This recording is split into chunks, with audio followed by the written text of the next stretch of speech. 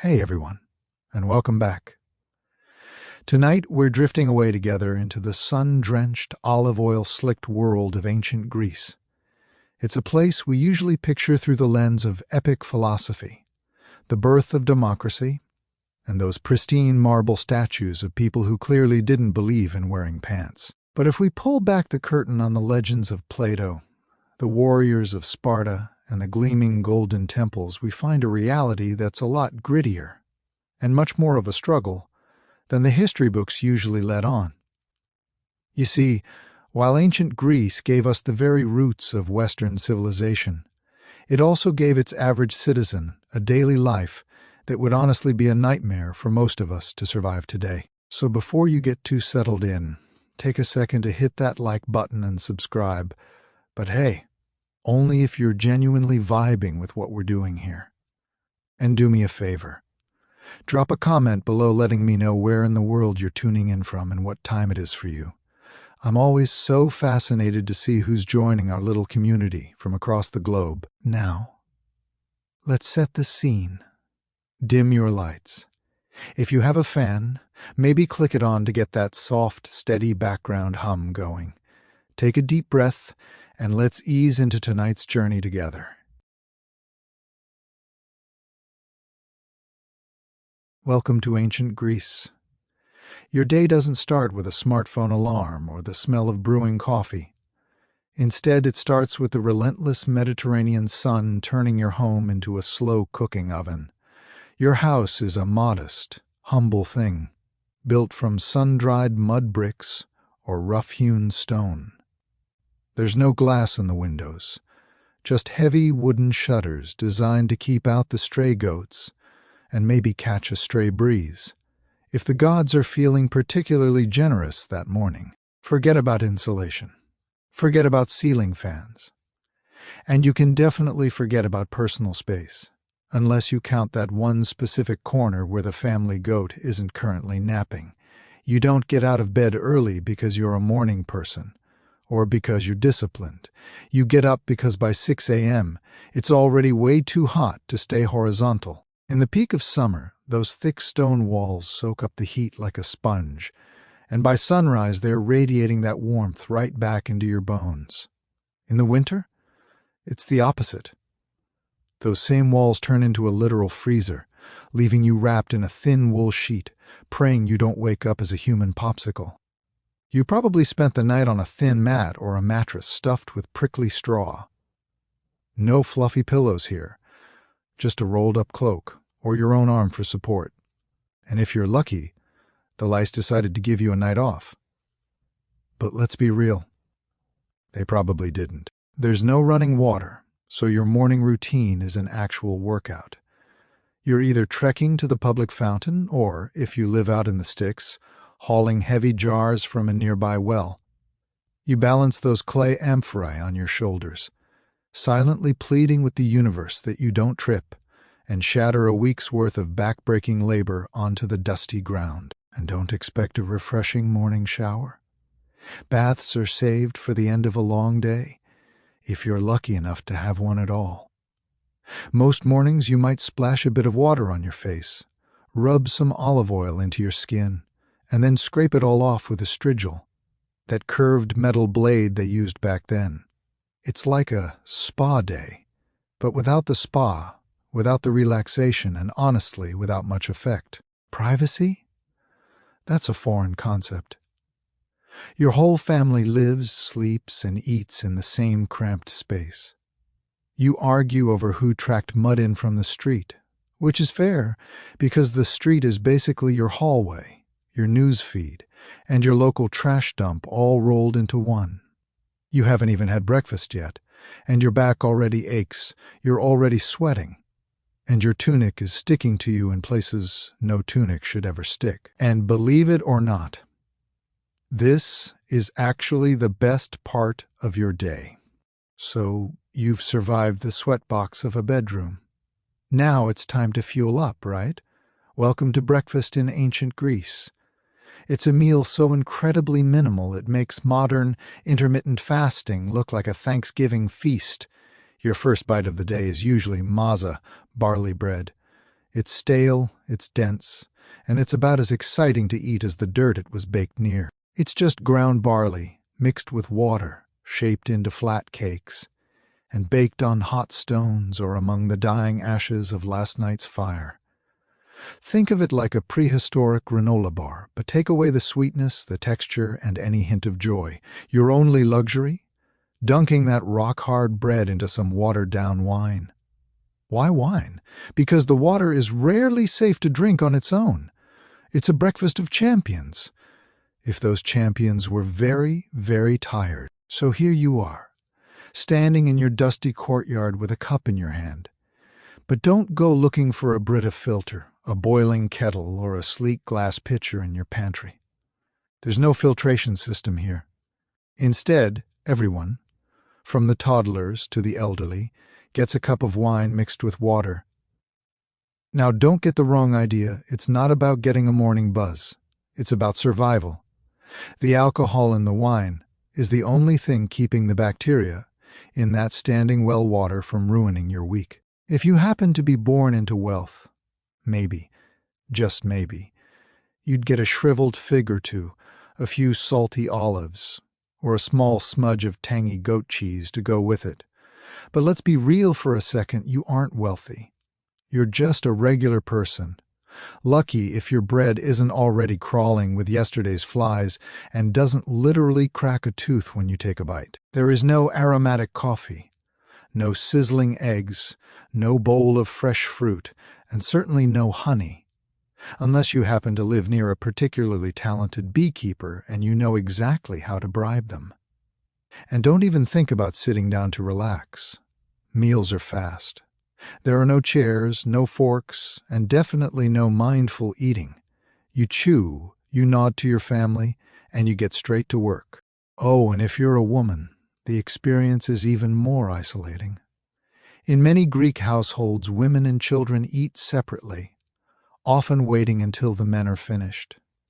So, not only is the food mediocre at best, you also get the privilege of waiting your turn just to be disappointed. The irony is wild, isn't it? These are the same people who gave us grand symposiums, legendary banquets, and poetic odes to the gods of wine. But breakfast? Breakfast wasn't worth a single line of verse. It was utilitarian, dry, often literally burnt, and yet you chew through it like a champion because it's the only thing standing between you and a grueling day of relentless sun, back-breaking labor, and arguing philosophers. Bon appétit. Just try not to break a molar. Now that you've successfully choked down your stale barley brick and your splash of wine water, it's time to freshen up. Or, more accurately, it's time to try and fail. You see, in ancient Greece, hygiene wasn't really about being clean in the way we think of it today. It was more about ritual and oil. Soap?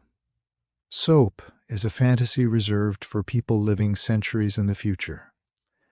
Your morning bath usually consists of someone pouring a jar of cold water over your head at a public fountain or in a courtyard basin. Unless you're part of the lucky few who live near a bathhouse.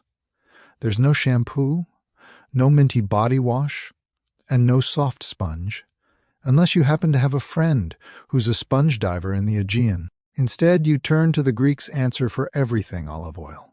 Yes, you read that right. Oil.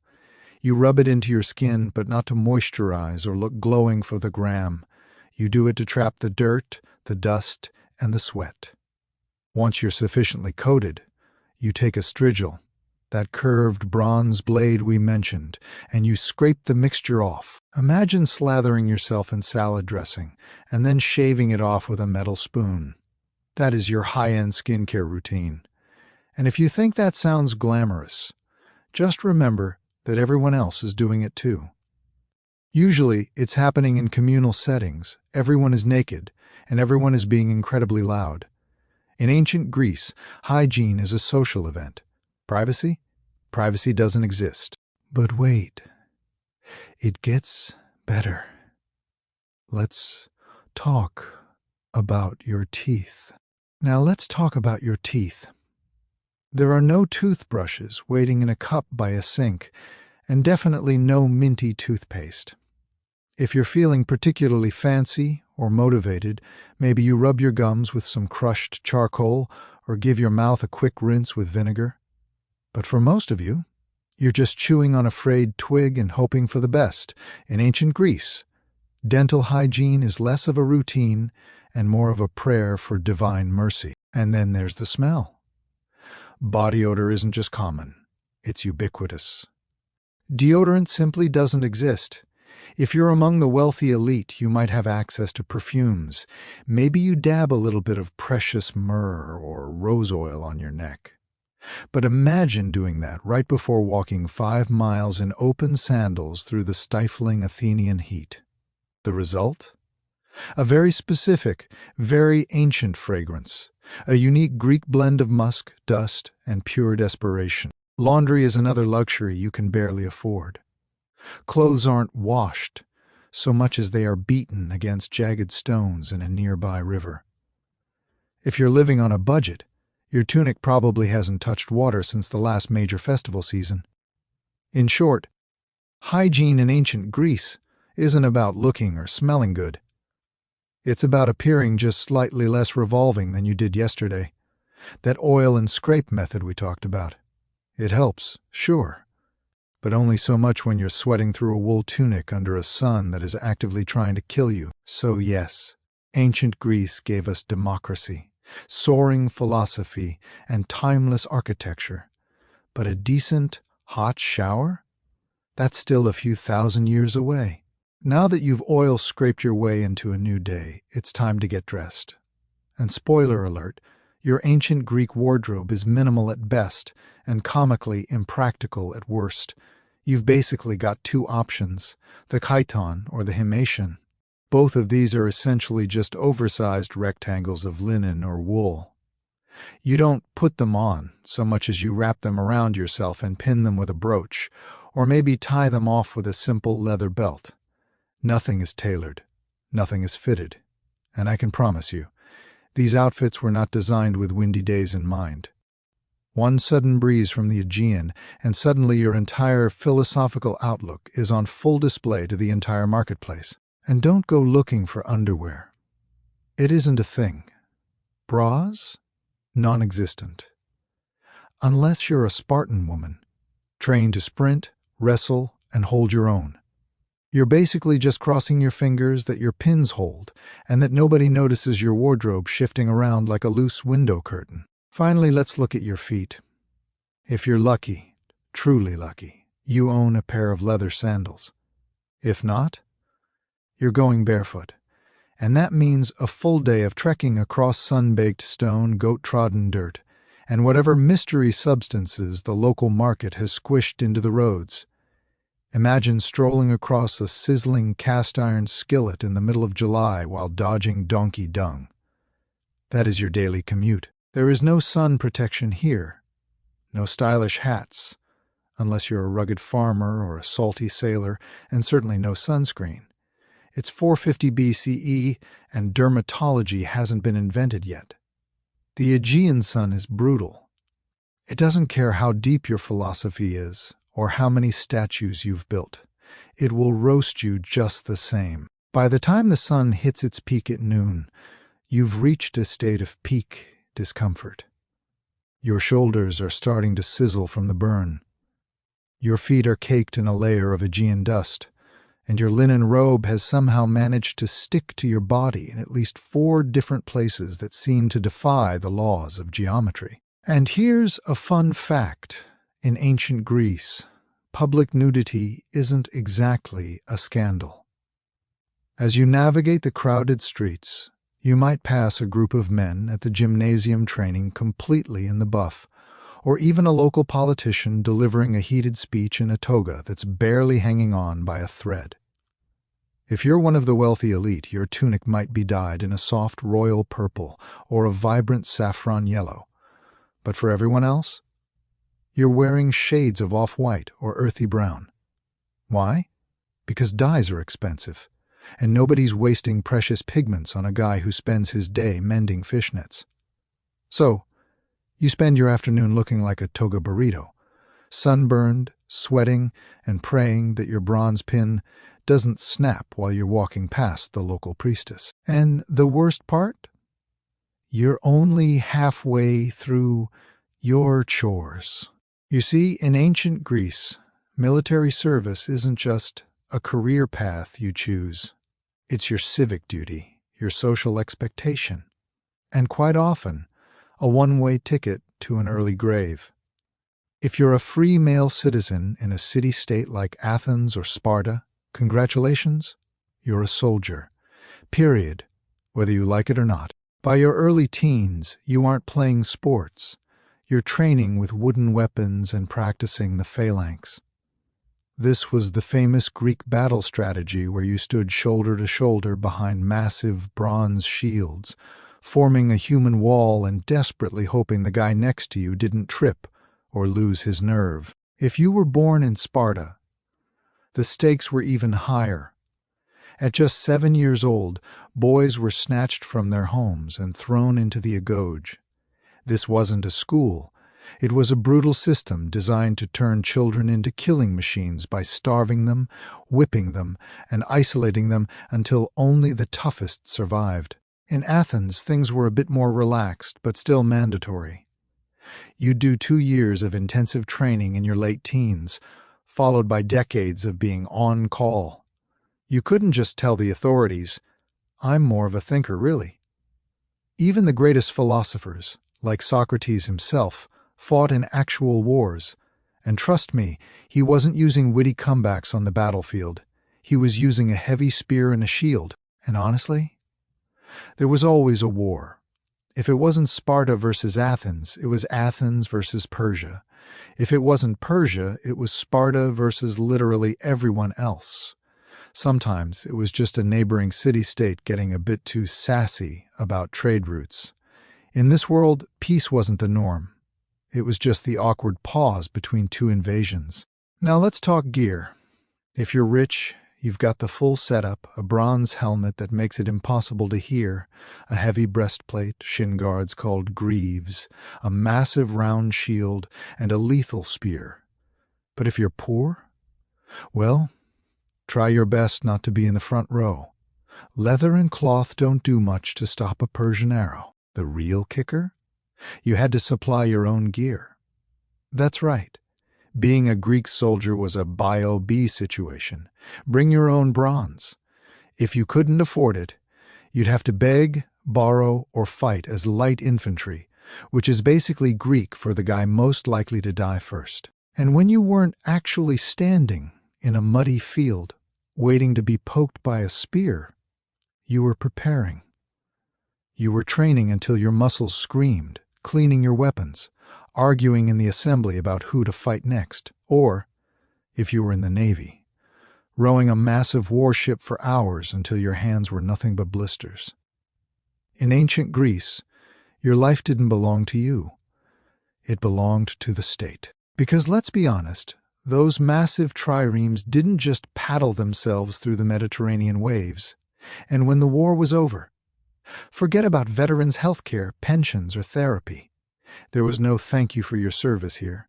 You just got your scars, a permanent limp, and if you were lucky, a poorly carved gravestone praising your virtue while your family struggled to move on. Now, if you think life as a man in ancient Greece sounds like a grind, just wait until we look at the world through the eyes of a woman. In most Greek city-states, and especially in Athens, women had fewer rights than a stack of decorative clay urns. You couldn't vote, you couldn't hold office, you couldn't own land in your own name, and you rarely, if ever, appeared in public without a male escort. In fact, if people saw you out and about too often, the neighbors would start whispering that you were a woman of questionable virtue, or even worse, a Spartan. Let's walk through your glamorous routine. You're up long before the sun to begin the relentless cycle of chores. You're spinning wool, weaving cloth, grinding grain by hand, fetching water, baking bread, and managing the household slaves if you're lucky enough to have them. You are essentially the CEO of the household, but a CEO with zero pay, zero respect, and absolutely 0 days off. Your social life? It's virtually non-existent. You don't get to attend those famous Greek plays. You aren't part of the heated philosophical debates in the square, and you definitely aren't at the gymnasium. Remember, that's for naked men only. Instead, you're mostly confined to the gynoecium, the women's quarters. Your only window to the outside world is literally a glimpse through a piece of latticework. Education was another luxury you were denied. While the boys were off learning rhetoric, geometry, and philosophy, you were being trained in domestic arts. Your primary job was to marry well, produce healthy sons, and remain as invisible as possible while doing it. Marriage happened young, usually in your early teens, to a man twice your age. It wasn't a romance. It was a trade agreement arranged by your father. Love was an optional extra, but a dowry? That was mandatory. Sparta, of course, was the weird exception. Spartan women were famously liberated. They were educated, they exercised in public, and they could actually own property. But before you start wishing you were a Spartan, remember that this freedom was rooted in a state-sponsored obsession with warfare and eugenics. Your main value was your womb. Your job was to produce the next generation of unstoppable warriors. If you failed at that, you faced total disgrace. It's a strange irony, isn't it? The Greeks worshipped powerful, fierce goddesses like Athena and Artemis, but real-life women. They were expected to stay quiet, stay home, and stay out of sight. This brings us to the great birthplace of democracy. We've all heard the praise for ancient Athens. But before you get too inspired, let's look at the guest list for this democratic party.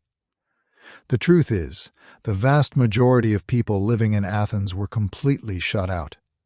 To have a voice in the ecclesia or the assembly, you had to be a free male born to Athenian parents and over the age of 18. That means women, foreigners, known as medics, slaves, and children, who together made up nearly 90% of the population, had absolutely zero political voice. This wasn't democracy for the people. It was an exclusive club for a very specific group of sunburned men in sandals. But if you did fit that narrow criteria, you couldn't just sit back and watch. You were expected to participate, constantly. Laws weren't just made by professional politicians, they were debated and passed in massive assemblies of thousands of citizens. Every eligible man was part legislator, part jury member, and, let's be honest, part overconfident amateur. It was loud, it was chaotic, and it was the only place where your voice actually mattered. And here is where things get truly wild. In Athens, you could find yourself randomly selected to hold some of the most powerful positions in the city, like running the entire state treasury or serving on a high-stakes jury, through a literal lottery system. It sounds thrilling and progressive until you realize there were absolutely no qualifications required. One day, your local fishmonger might be overseeing the logistics of an entire military campaign. The next, your eccentric uncle, the one who still genuinely believes sea monsters are responsible for every shipwreck, might be the deciding vote in a high-profile murder trial. It was government by the luck of the draw. And if you happened to become a bit too popular, a bit too powerful, or honestly, if you just annoyed people the wrong way, there was ostracism. Once a year, citizens would gather and write a name on a broken piece of pottery called an ostrakon. If enough people wrote your name, you were voted into exile for 10 years. No trial, no chance to defend yourself, no appeal, just see ya. You're getting too famous for your own good. Yet despite these glaring flaws, Athenian democracy was revolutionary for its time. It gave ordinary men a voice. Well, some ordinary men. It laid the groundwork for everything we know about politics today. But let's not sugarcoat it. It wasn't fair. And it certainly wasn't inclusive. If you were a woman, you were silenced. If you were a foreign-born resident who paid your taxes and built the economy, you were silenced. If you were a slave hauling marble to build the Parthenon, you were definitely silenced. And if you were a philosopher like Socrates, who asked just a few too many uncomfortable questions, you might find yourself facing a cup of hemlock. Democracy was born here, sure. But if you'd shown up expecting equal rights and inclusive social justice, you'd have been escorted out of the assembly and told to bring your own piece of pottery for the next exile vote. And then there is the hardest truth of all. In ancient Greece, slavery wasn't just accepted, it was expected. Even a modest, middle-class household usually had at least one slave. This wasn't necessarily because the family was rich, it was because slavery was so deeply woven into the fabric of daily life that it felt as normal as wearing sandals or getting a sunburn. The idea that you wouldn't own another human being was practically unthinkable to them. Unlike later periods in history, slaves in Greece weren't defined by a specific race or ethnicity.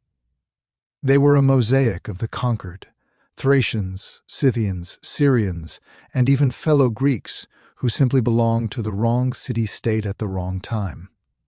Some were born into it, others were prisoners of war, and some were simply kidnapped by pirates and sold to the highest bidder. It was a thriving, brutal market, and business was always good. If you lived in Athens, your slave was the invisible engine of your life. They cooked the meals you complained about, fetched the water you used to splash your face, cleaned the mud you tracked in, cared for your children, and stood silently in the corner while you ate dinner.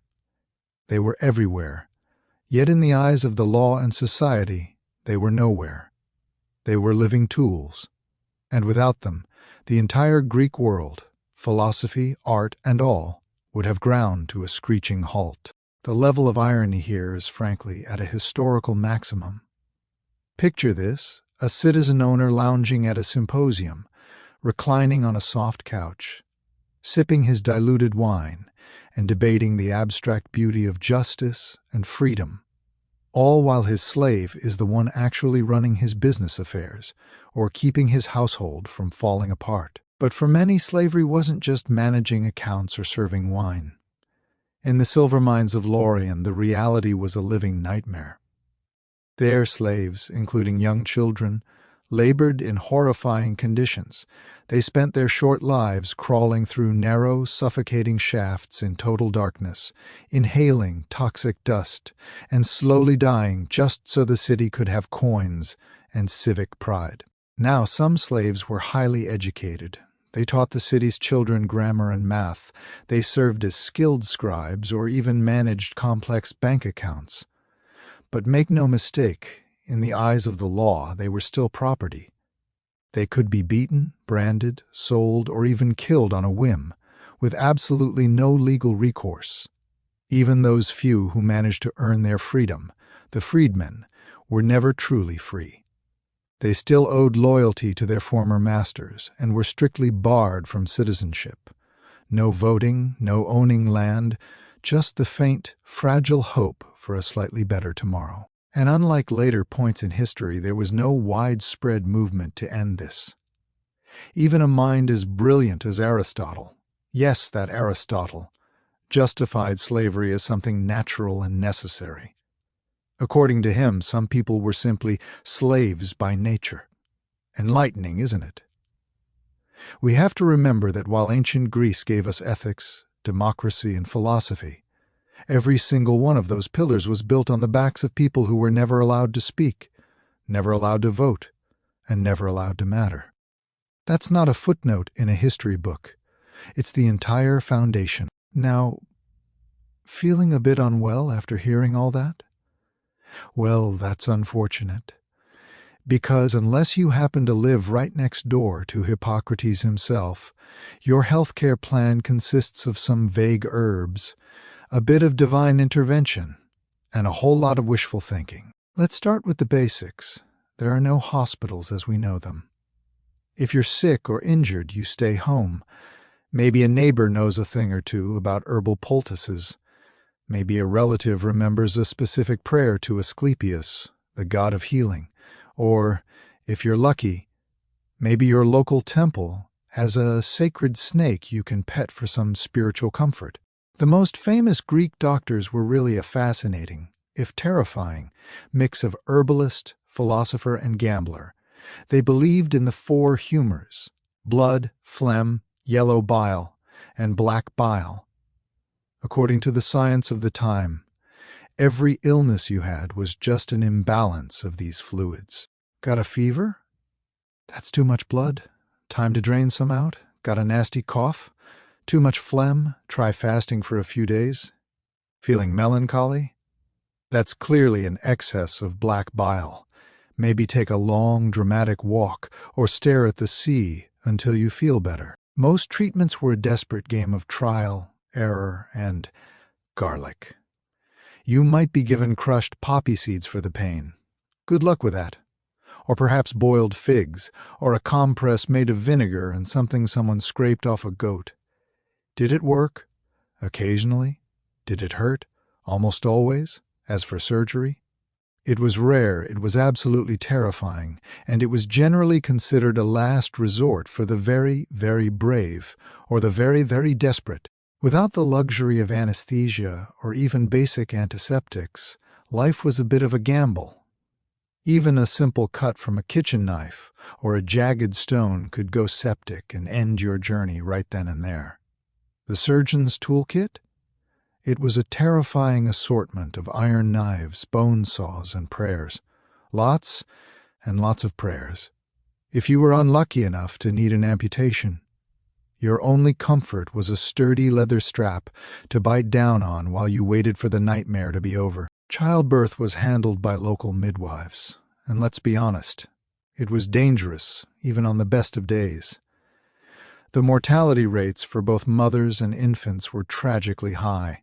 One bad position, one stuck shoulder, one complication, and that was often the end of the story. If you were wealthy, you might be able to summon a traveling physician, someone who showed up with an actual scroll and some expensive, fancy-smelling oils.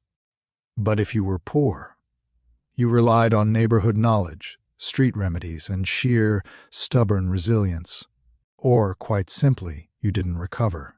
But hey, to be fair, the Greeks did believe in the healing power of rest, clean air, and a balanced diet. So they weren't entirely off base.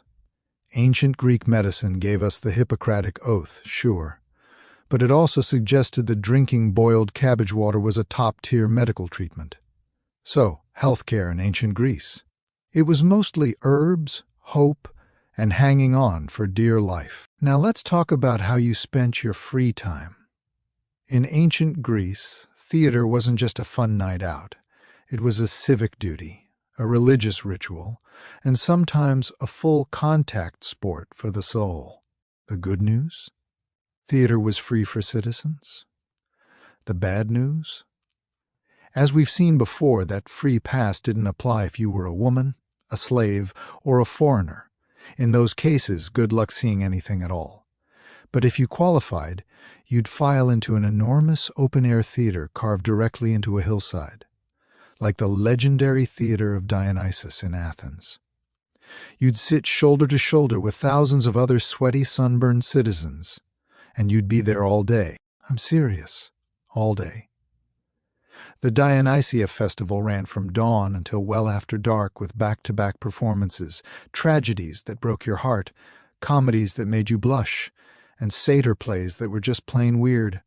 There were no intermissions, no snack bars, and certainly no bathroom breaks, unless you count a convenient bush on the hillside. If you showed up late or caused a scene, you weren't just shushed, you could actually be fined on the spot. The performances themselves were wild. The tragedies were emotionally gutting, filled with murder, madness, war, and gods destroying entire family trees because of a bad decision someone made 3 generations ago. You didn't go to the theater to be entertained. You went to weep in unison with 5,000 other people. But then came the comedies. And these weren't exactly family-friendly sitcoms.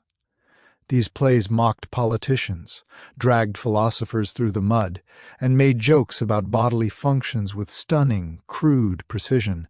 Imagine if Saturday Night Live and a high-stakes college debate had a baby, dressed it in a giant phallic costume, and sent it out on stage to yell at the audience. The actors didn't rely on subtle facial expressions. They wore towering, oversized masks with frozen expressions, platform shoes to make them look like giants, and exaggerated costumes that could be seen from the very back row.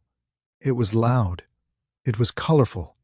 And it was the one time of year when you could laugh at the very people who ran your city without getting thrown out on an ostracon.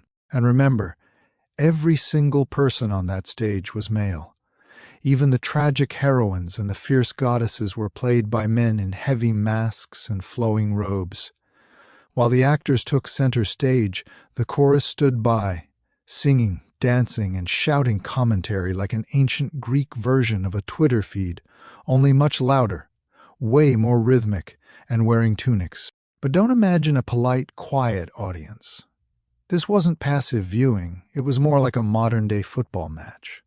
The crowd was loud. They'd boo, hiss, throw food, and start heated arguments right in the middle of a monologue. Theater was basically democracy with stage lights. If a play offended your sensibilities, you let the actors know immediately. If it moved you, you shouted, wept, and maybe reevaluated your entire life right there on the stone bench. At the end of the festival, a jury would vote on the winner. Imagine spending 3 grueling days crying your eyes out over the tragedy of Orestes, only to find out some bawdy comedy featuring a talking pig god took home the top prize. That is ancient Greece in a nutshell, a mix of the divine and the ridiculous. So you've survived your all-day tragic theater binge.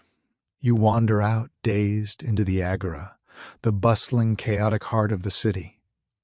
But before you can even find a snack, you stumble right into a man wearing a tattered cloak, no shoes, and a wild look in his eye, asking strangers, "What is justice?" Welcome to the world of philosophy. In ancient Greece, especially in Athens, philosophy wasn't a dusty academic subject. It was the local sport. The champions are names we now associate with world-changing ideas. Socrates, Plato, Aristotle. But back then, they were just eccentric, incredibly talkative men who had a specialized talent for making everyone else feel a bit stupid. Take Socrates, for example. This man literally made a career out of asking questions that led nowhere and systematically dismantling people's confidence in their own opinions. You could be minding your own business, trying to buy a handful of olives or just petting a stray goat, and suddenly he appears. "Do you believe in truth?" he'd ask. I guess," you'd mutter. "But what is truth?" Cue a 3-hour mental spiral that makes you want to pack your bags and move to Sparta just for some peace and quiet. Socrates never wrote a single word down. His student Plato did all the heavy lifting there. Socrates left a lasting impression, mostly because Athens eventually executed him for being too annoying. Officially, the charges were corrupting the youth and disrespecting the gods, but let's be honest, they probably just couldn't stand him asking questions during dinner anymore. Philosophy wasn't a cozy hobby for the elite. It was loud, confrontational, and weirdly athletic.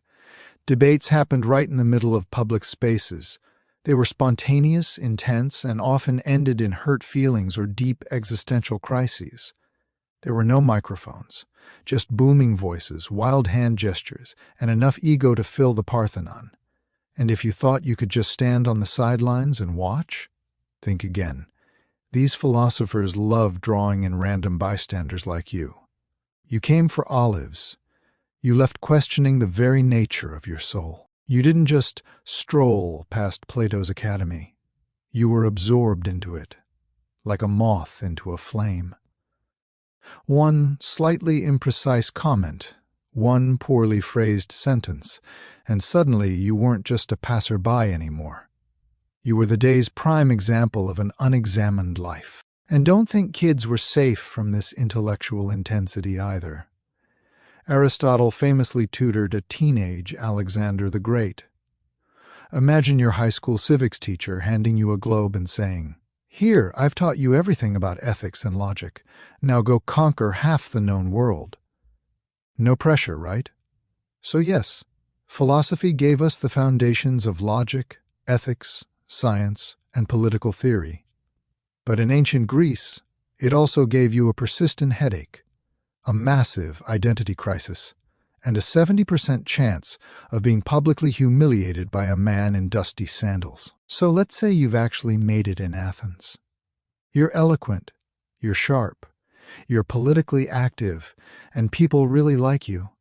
In fact, they like you a lot. That is your first big mistake.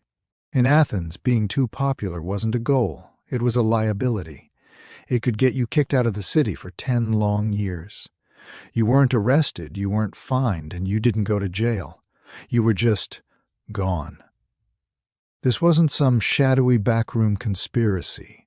It was a feature of the system, perfectly legal and perfectly terrifying. It was called ostracism. Once a year, the citizens of Athens would gather to decide if the city needed a cleanup.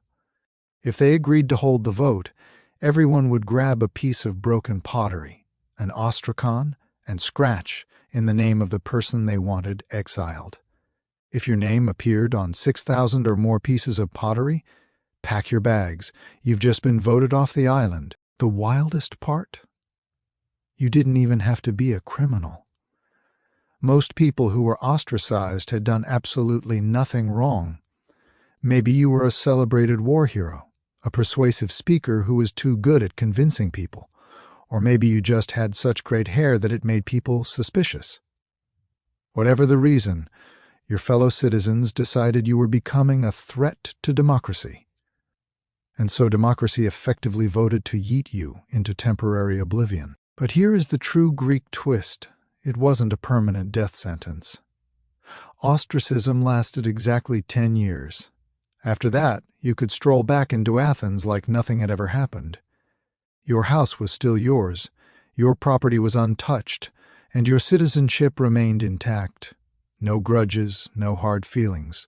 It was just a decade-long vacation you never asked for, spent thinking about exactly how popular you want to be next time. Ostracism produced some truly legendary stories of petty behavior. Take Aristides the Just, for example. He was so incredibly well-liked and respected that, according to legend, a citizen voted to exile him simply because he was tired of hearing everyone call him the Just. Talk about brutal. Even Themistocles, the military mastermind who literally saved Athens at the Battle of Salamis, was given the boot once he started getting a little too cocky for the public's taste. It turns out that in ancient Greece, gratitude had a very short expiration date. Ostracism was technically designed to protect the city from tyrants, but in practice, it often just punished success. If you were ambitious, you had to walk an impossibly fine line. Be respected, but not too respected. Be popular. But don't you dare be charismatic enough to make people nervous. Think of it like a high-stakes reality show, where the prize for winning too many fans is being banished to the countryside for a decade, with nothing but your dignity and your olive oil stash. Athens gave birth to democracy, yes, but let's give them credit where it's due. They also invented cancel culture about 2,500 years ahead of schedule. And while you were busy trying not to get canceled by your neighbors, you had a much bigger problem: staying alive. In ancient Greece, you didn't really ask if you were going to die young. You just wondered how soon it would happen and how much it was going to hurt. Life expectancy hovered somewhere around 30 to 35 years. And that was if you managed to make it past infancy, which was no small feat. Roughly 1 in 3 children didn't survive long enough to see their own youth, thanks to a lethal cocktail of disease, poor nutrition, and the fact that hygiene was, as we've seen, more of a theoretical concept than a daily practice. In this world, anything could kill you. A tiny scratch that turned septic? That's it. A sudden fever that no one could explain. Game over. Childbirth remained one of the leading causes of death for women, and for everyone else, something as simple as drinking from the wrong cup of water could be a death sentence. Medicine was limited, and let's be honest, divine intervention wasn't exactly known for its consistency or reliability. If you lived in the city, disease was your constant roommate.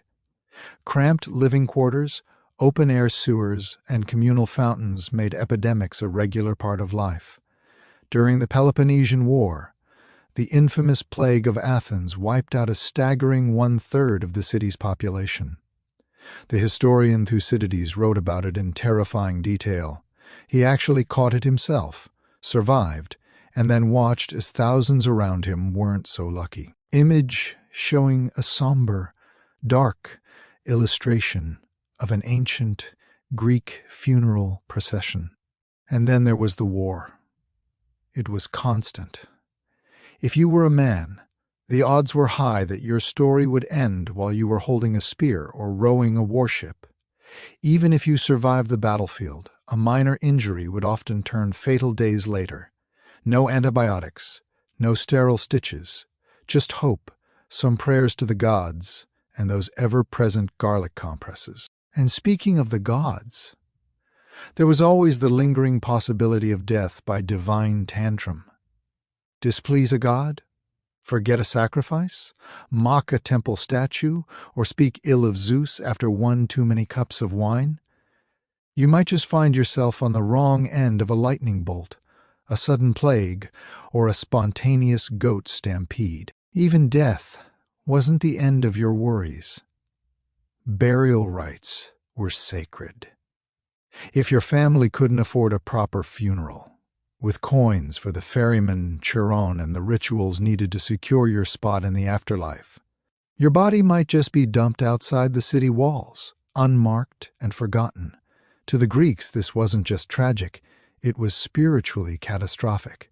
They believed that unburied souls were doomed to wander the earth eternally, caught in the gray space between worlds. In ancient Greece, death wasn't poetic. It wasn't a philosophical concept. It was a daily reality that didn't care about your beauty, your lineage, or how many deep questions you asked in the agora. It was just there. In the end, it didn't matter if you were a lowly slave, a celebrated general, or a world-class poet. You could still be taken out by a moldy fig, a stray infection, or one particularly angry mosquito. You see, the Greeks had 12 Olympians sitting up there on their mountain, and the cold, hard truth is, not a single one of them actually liked you. In theory, ancient Greek religion was supposed to be about harmony with the divine, worshipping Zeus, Hera, Athena, Apollo, and the rest of the Golden Crew. In practice, it was constant, high-stakes spiritual damage control. These gods weren't peaceful, all-loving deities. They were divine drama queens with massive superpowers and even bigger egos. Forget to make a sacrifice? They'd ruin your entire year's crop? Say the wrong word in a prayer? Your ship sinks? Accidentally step into the wrong sacred grove? Take your pick, snakebite, plague, or a localized famine. The gods didn't just demand your loyalty, they demanded perfect timing, flawless rituals, and unblinking obedience. This wasn't about a weekly visit to a temple. This was a 24/7 job. You had daily rituals at home altars, seasonal festivals that shut down the city, and civic ceremonies you couldn't skip. Before planting, you prayed to Demeter. Going to war? You'd better offer something substantial to Ares. Traveling by sea? You'd better pour out your best wine for Poseidon and maybe throw in a goat, just to be safe. Each god had their favorites and their deep-seated grudges. Apollo might protect your city today, but if your grandfather offended him once 50 years ago, you're basically cursed until further notice. Hera was the goddess of marriage, but she also specialized in making mortal women's lives an absolute misery if Zeus so much as looked in their direction. Athena rewarded wisdom, sure, but she also turned people into spiders if they got too cocky. Just casual goddess things. And if the Olympians weren't enough to keep you looking over your shoulder, there were nymphs, satyrs, spirits, and river gods lurking around every corner. Step on the wrong patch of sacred land, and suddenly your left leg belongs to a vengeful woodland sprite. But the worst part, you never really knew why something bad happened.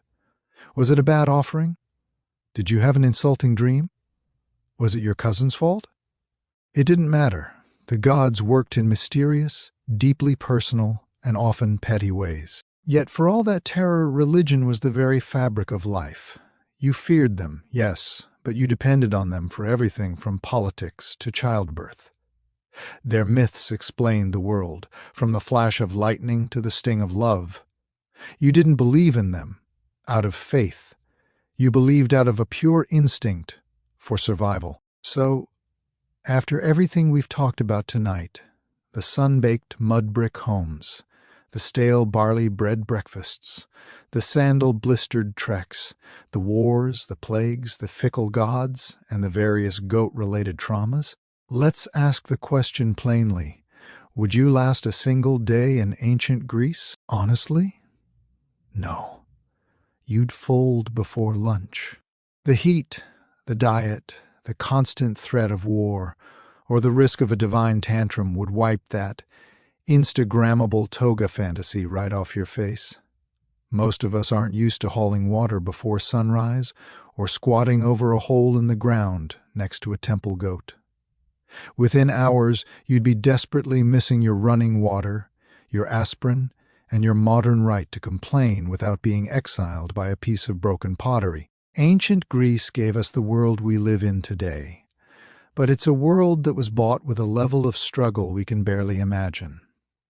So, next time you see a beautiful white marble statue, just remember that person probably had a toothache, was covered in olive oil, and was praying that Zeus didn't have a bad day. Thanks for journeying through the dust and the drama with me tonight.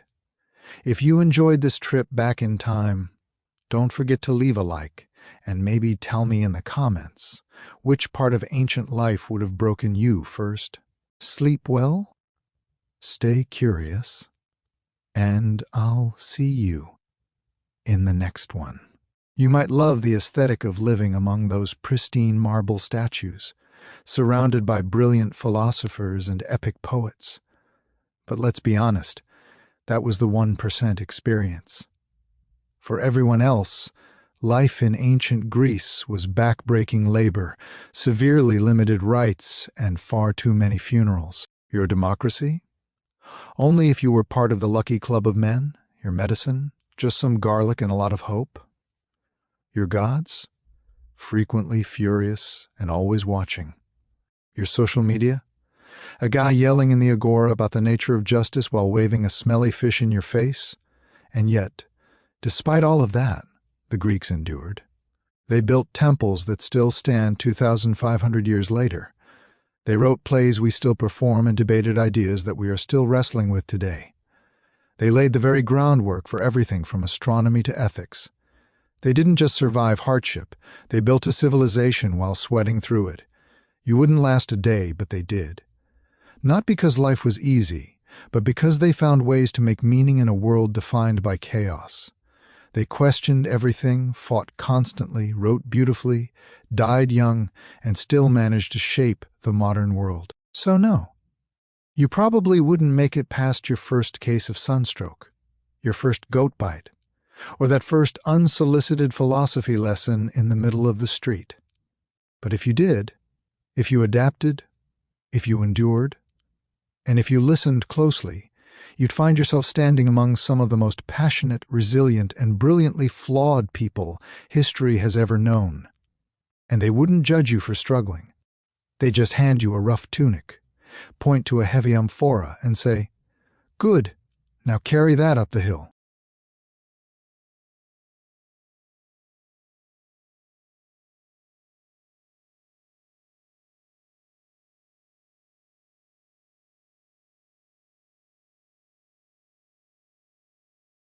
But as we leave the sun-drenched hills of Greece, our journey takes us north, to the damp, mist-covered forests of Britain. Because while the Greeks were debating justice, the Roman Empire was busy enforcing its own version of it across the world, and in the province of Britannia, it all began with a death and a betrayal. Prasutagus, the king of the Iceni tribe in what is now eastern England, had played the Roman game well. He had walked a dangerous tightrope for years, ruling as a client king under the long shadow of Rome.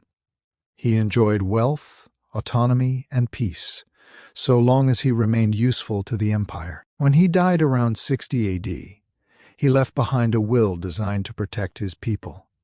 He named the Roman emperor as co-heir, alongside his two young daughters, a final gesture of loyalty he hoped would secure their safety and their sovereignty. He was wrong. Rome did not honor the will. Rome did not negotiate. Rome simply took. Without a moment's hesitation, the Roman authorities annexed the Iceni kingdom. Their soldiers stormed in like a tidal wave, claiming everything they could lay their hands on: the lands, the livestock, the homes, and the treasures of a once proud people. But the theft of wealth wasn't the worst offense. What they did next turned a political insult into a personal hell. To send a clear, brutal message that the Iceni were now nothing more than subjects, the Roman authorities dragged the queen, Boudica, into the public square. They flogged her in front of her people, not just to humiliate her, but to break her, to show her that in the eyes of Rome she was nothing. But they made a fatal mistake. They forgot that when you strip a queen of everything, you leave her with nothing but her rage. But Rome didn't stop at the flogging. In an act of calculated, monstrous cruelty, they violated Boudica's two young daughters right before her eyes. This wasn't just a crackdown, it was psychological warfare of the most depraved kind. It was designed to shatter the Iceni spirit, to leave them hollowed out and hopeless. But Rome made a catastrophic miscalculation. They didn't break Boudica, they forged her. They believed they had crushed a minor tribal woman beneath the heavy iron heel of their boot. In reality, they had awakened a lioness. They had created a queen who would take her unspeakable pain and reshape it into a cold, sharp blade of vengeance, a mother whose rage would soon set entire cities ablaze. A woman who was about to remind the world's greatest empire that even gods, and even Rome, can bleed. Word of the atrocity spread through the mist in the forests of Britannia like wildfire. Other tribes listened, and as they did, they remembered their own scars. They remembered the land that was stolen, the crippling taxes, and the sons who never came home from Roman campaigns. Rome had always relied on the tribes being divided and scattered, but in that moment they found the one thing that could unite them: Boudica's fury. What began with the violation of one family was about to end with an empire reeling in terror. By breaking a treaty and a queen's heart, Rome had shattered the illusion of their own invincibility. It wasn't just a political blunder. It was the spark that would ignite one of the most ferocious and blood-soaked revolts the Roman world had ever faced. If the Roman governors expected Boudica to fade into a silent, broken shadow, they understood absolutely nothing about her. Boudica wasn't born to obey, she was born to lead.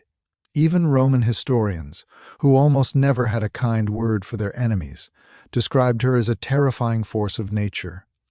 They spoke of a woman who was tall and fierce, with a mane of flaming red hair that cascaded down to her waist, and a voice that sliced through a crowd like a war horn on a foggy morning. She wasn't just a queen by blood anymore.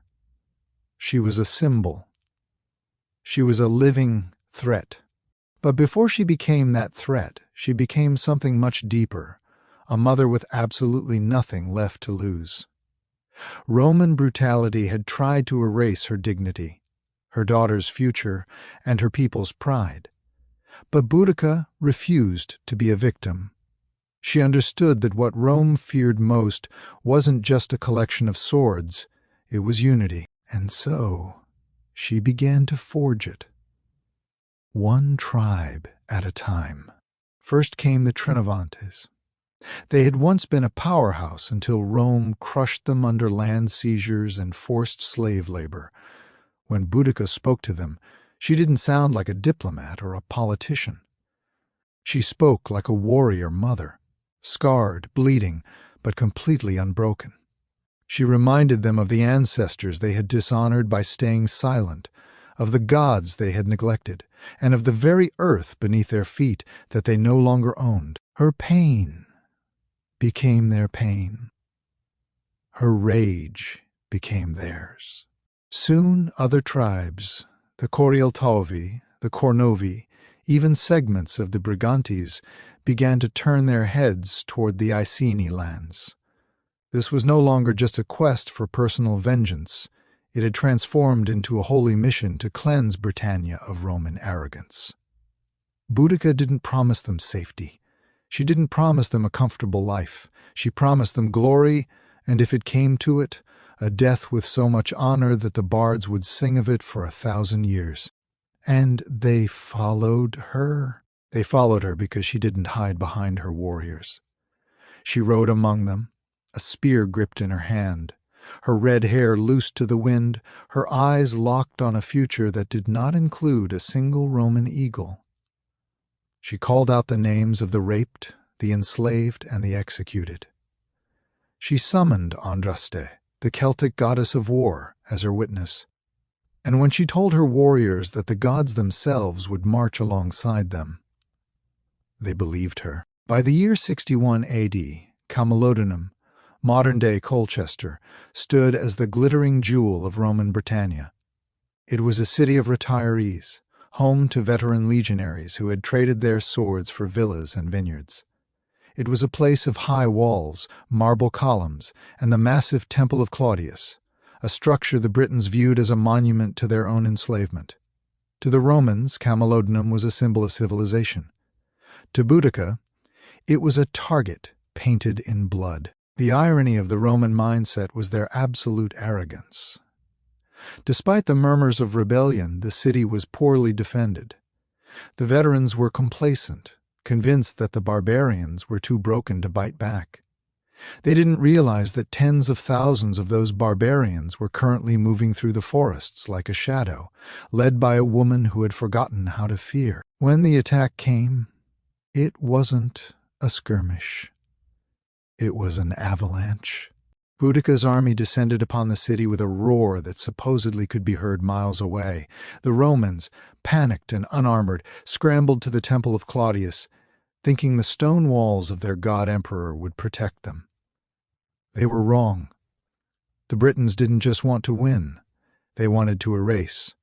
They put the city to the torch, and the sky over Britannia turned a bruised, sickly orange. For 2 days, the Roman veterans held out inside the temple.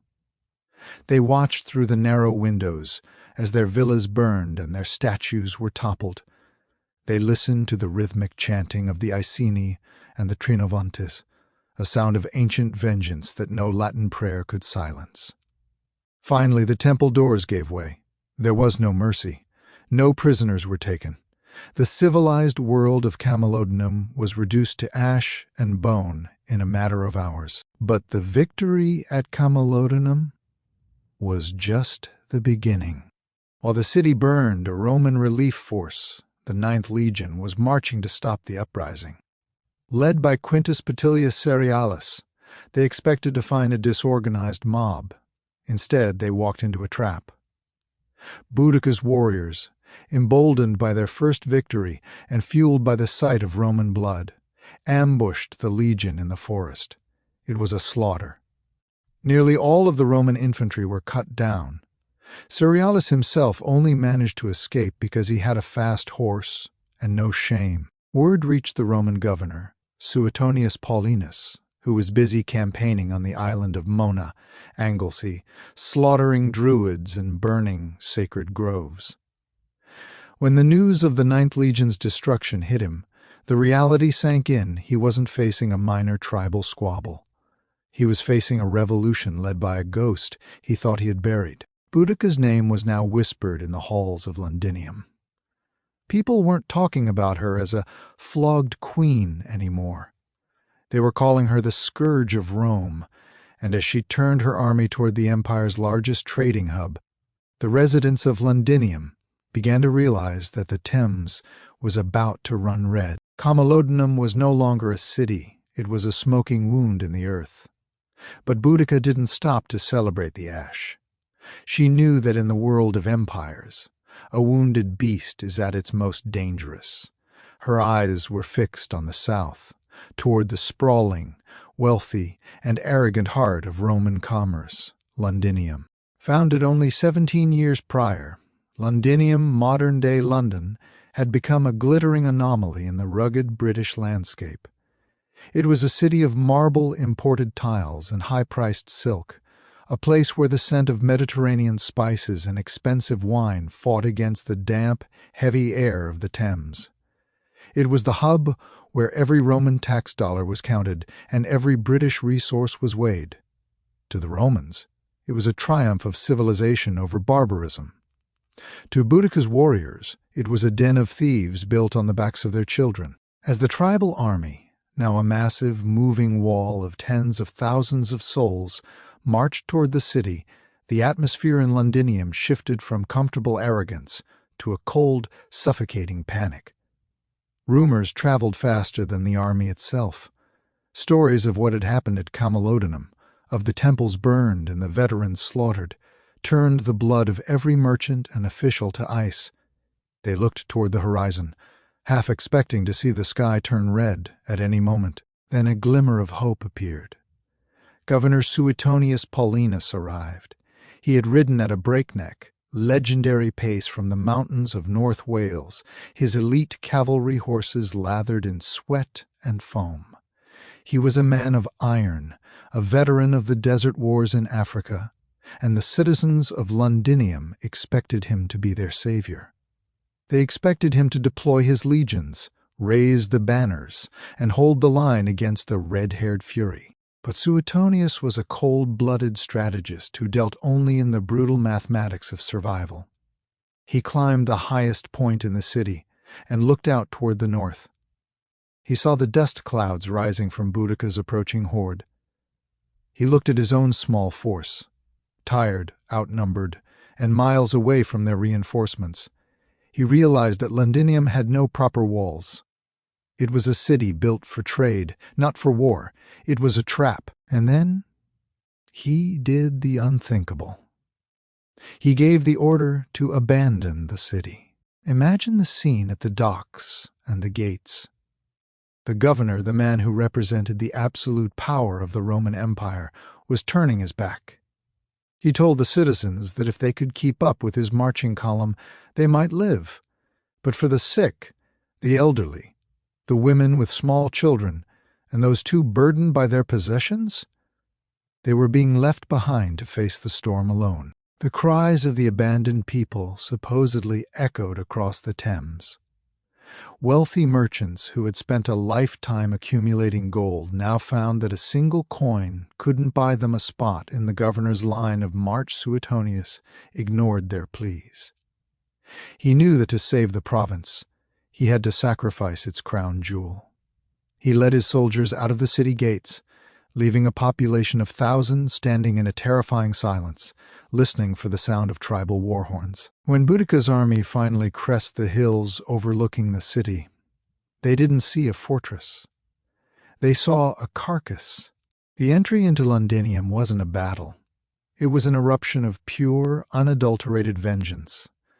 The Iceni and Trinovantes didn't just want to loot the city. They wanted to erase the memory of it. They viewed every Roman villa as a monument to their own humiliation. The slaughter was not quick, and it was not merciful. Roman historians, their pens shaking with horror, recorded that the rebels had no interest in taking prisoners for ransom. They wanted blood for blood, lash for lash. The city was put to the torch with such intensity that the very ground beneath it changed.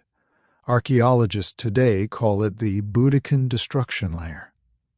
If you dig deep enough under the modern skyscrapers of London, you will find a thick, eerie band of bright red and charred black ash, the oxidized remains of the Roman city. It is a permanent geological scar of Boudicca's rage. Every piece of fine Samian pottery, every Roman coin, every luxury item was melted or smashed into the dirt. Londinium, the proud symbol of Roman progress, was burned so thoroughly that the sky stayed black for days. Boudica stood in the center of the ruins, her red hair catching the light of the dying fires. She had burned the colony, destroyed the Ninth Legion, and erased the capital. She was no longer just a rebel. She was a god-killer. She had broken the myth of Roman invincibility. But as the fires died down, the cold reality remained. Suetonius Paulinus was still out there. He hadn't run away. He had retreated to choose his ground. He was sharpening his blades, gathering his legions, and preparing for the final, bloody reckoning at a place history would remember as Watling Street. The queen had her vengeance, but now she had to face the machine. When Suetonius Paulinus rode out of Londinium, the dust from his cavalry's hooves hadn't even settled before the first war cries of the Iceni echoed through the outskirts. He had left behind the old who couldn't walk, the sick who couldn't crawl, and the stubborn elites who were too blinded by Roman arrogance to believe that a barbarian woman could actually topple their world. They were about to learn the most violent lesson in history. Boudicca's forces didn't just enter Londinium, they consumed it. Like a thunderclap that shatters the silence of a summer afternoon, tens of thousands of warriors poured into the open streets. There were no walls to scale, no gates to ram down. The city was a sprawling, defenseless victim, and Boudica made it bleed from every artery. Her warriors moved with the accumulated rage of 3 generations of Roman oppression. This wasn't a raid for gold or jewels. This was an eradication. They dragged Roman citizens from their marble-floored villas. They butchered entire families in the very streets where they had once walked with such confidence. Some were impaled on spears as grim warnings. Others were herded into their own temples and burned alive as a sacrifice to the gods they had mocked. No quarter was given. No symbol of Rome was spared. Warehouses filled with grain and silk exploded into towering pillars of flame. The rising smoke was so thick and so black that it could be seen from the distant hills, a dark, curling signal to the rest of Britannia that the wind had changed. This wasn't just a slaughter. It was a definitive statement.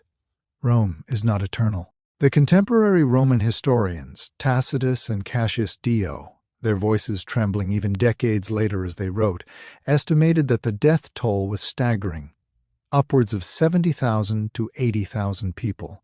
Some accounts suggest the brutality in Londinium far exceeded the horrors of Camalodunum. To the Roman mind, this wasn't just a rebellion, it was the apocalypse, and through the center of this hellscape rode Boudica herself. She didn't lead from a tent in the rear, she led from the front on a war chariot, her daughters flanking her, their faces reflecting the orange glow of the burning capital. She watched as the empire's pride crumbled into ash beneath her wheels. To her, this wasn't senseless violence. It was the high cost of justice, a debt being paid in full for the flogging, the violations, and the theft of her land. But she didn't linger in the ruins of Londinium.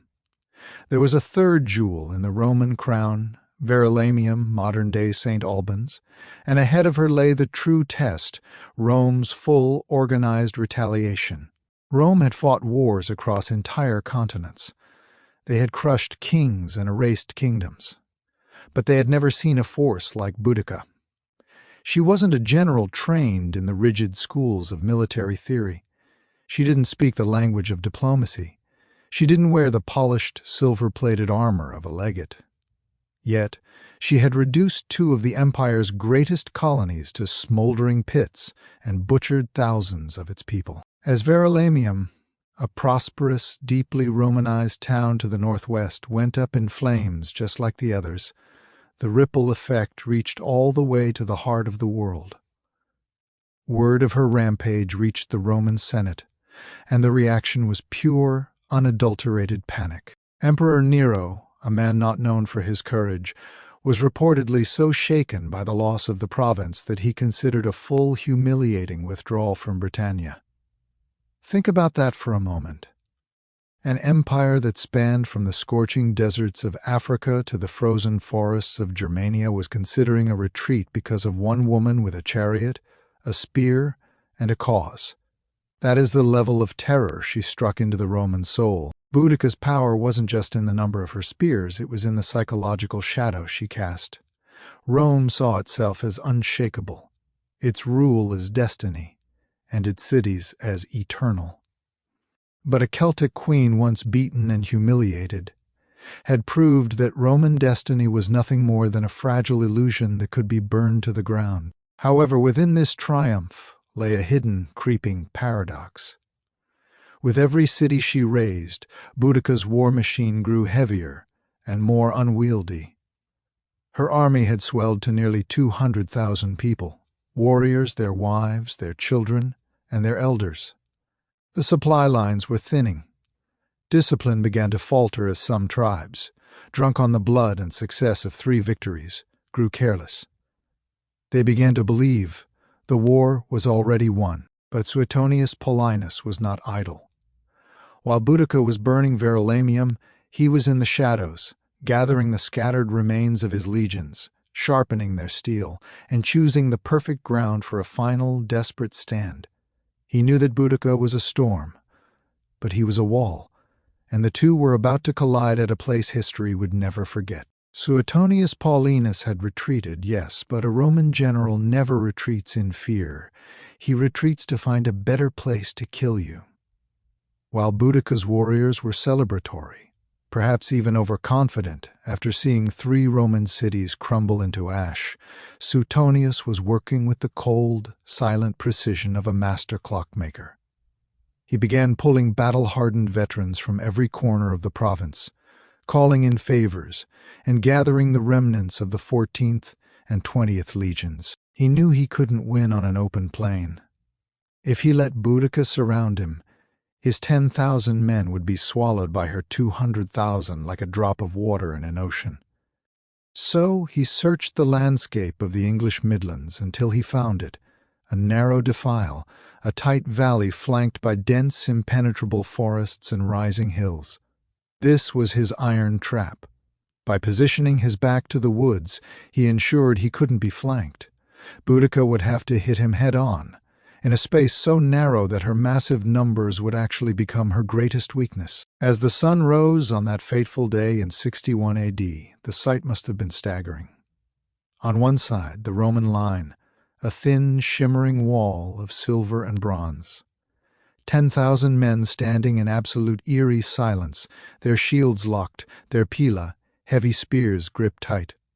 On the other side, a literal sea of humanity, 200,000 Britons, warriors, farmers, blacksmiths, and families, filling the horizon. They were so certain of victory that they had even brought their wives and children in wagons, lining them up at the back of the field like a ghastly audience for the slaughter they thought was coming. Boudica drove her chariot along the front of her lines, her red hair wild in the wind, her daughters standing tall and grim beside her. She didn't speak of tactics. She spoke of the soul. She reminded them of the floggings she had endured, the violations her daughters had suffered, and the centuries of ancestral land Rome had stolen. She invoked the goddess Andraste, releasing a hair from her cloak as an omen of victory. She shouted that this was not a battle for territory, but a battle for the right to exist. Her warriors answered with a roar that supposedly shook the very trees of the forest. Then the storm broke. The Britons charged with a primal, terrifying fury. They ran toward the Roman line, a chaotic mass of painted skin and screaming steel. But Suetonius stood like a statue. He waited. He let them come closer and closer, until he could see the war paint on their faces. Then he gave the signal. Thousands of Roman spears hissed through the air at once. Because the Britons were packed so tightly into the narrow valley, every spear found a mark. The front line of the rebellion didn't just fall, it vanished. Before the Britons could recover, Suetonius ordered the advance. The Romans moved in a wedge formation, a sharp, armored triangle of death. They moved as one organism. Shields up, short swords, gladius out. They didn't swing wildly, they stabbed with surgical precision. The Britons, used to the space and freedom of individual heroic combat, found themselves trapped. They were so crowded together they couldn't even swing their longswords. They were being crushed by their own weight, pushed back against the very wagons where their families were watching. Step by disciplined step, the Romans pushed forward. The iron wall didn't break. It simply ground the rebellion into the dirt. The very thing that had given Boudica her power, her massive numbers, had now become a suffocating death trap. The air was filled with the scent of blood and the sound of iron meeting bone, and for the first time the queen saw the shadow of the end. The final moments of the battle were not a retreat, they were a massacre. In their absolute certainty of victory, the Britons had parked their heavy wagons and their families in a vast crescent at the back of the field, creating a physical wall. When the Roman wedge began to push, the warriors found themselves trapped between the relentless stabbing gladius of the legions and the wooden frames of their own family carts. There was nowhere to run.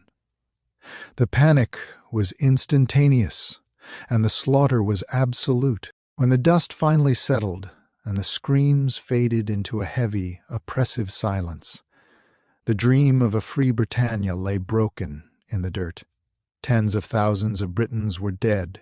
The 9th, 14th, and 20th legions had bent until they nearly snapped, but in the end, the iron discipline of Rome had held.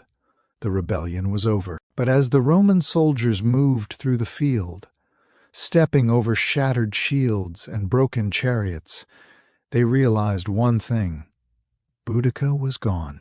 To this day, the final fate of the queen remains one of history's greatest mysteries. There are no eyewitness accounts of her final breath.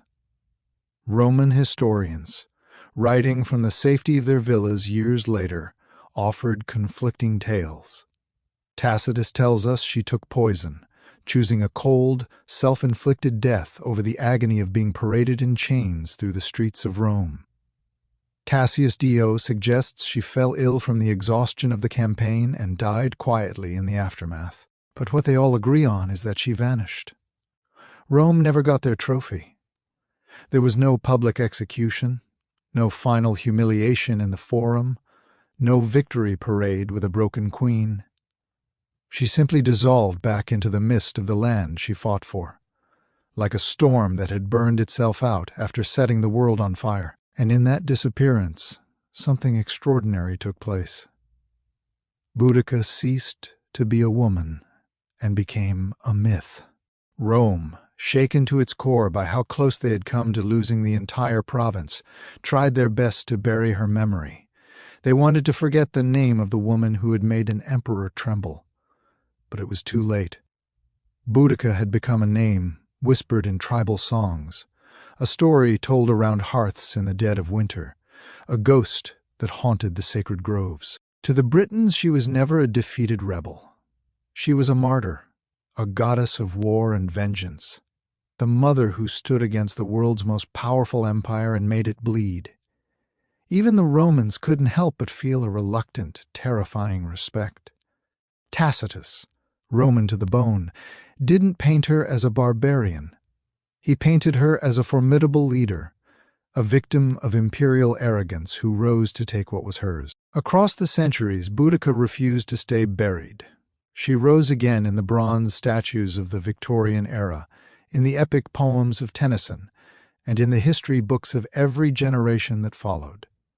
She became the ultimate symbol of defiance, especially for those who saw in her story a fire that no empire could truly extinguish. Her chariot, with its spiked wheels tearing across the fabric of time, became a universal vehicle of resistance. Her body may be lost to history, buried under a platform at King's Cross Station or deep in a forest in the Midlands, but her voice never left. It rides with the wind across the Norfolk fens. It screams in the crackle of a fire. It echoes through every soul that has ever faced oppression, looked it in the eye and whispered, "I will not kneel." Centuries have passed, and the empire that flogged her is long gone, its stones crumbled into ruins. But Boudica's shadow still lingers. If you stand today on Westminster Bridge in London, you can see her. She is cast in bronze, standing tall on her war chariot, her daughters at her side, her eyes fixed eternally on the horizon. Below her, the modern world hums with traffic and tourists, most of them unaware that they are walking through the echoes of her rebellion. Her legacy isn't just about the 3 cities she burned or the legions she destroyed. It's about the fact that even against the most powerful machine in the world, one person's refusal to be broken can change the course of history forever. She lost the battle, but she won the war for immortality. And as the mist rolls in over the Thames tonight, remember the Queen who reminded the world that even empires have a price to pay. Sleep well, keep that fire burning, and I'll see you in the next chapter of our journey. Boudica eventually became more than the sum of her battles. She became an eternal question, a question asked of every empire, every oppressor, and every ruler who forgets the raw, dormant power of the people they govern. Her story forces us to ask, what happens when the silenced finally find their voice? She was not a saint. Her revolt was marked by terrifying bloodshed and massacres that claimed tens of thousands of lives. But history isn't written by saints. It is carved by those who dare to resist. And resistance, by its very nature, is rarely clean. What makes Boudica endure is not just the war she waged against Rome, but the fire she lit in the human imagination.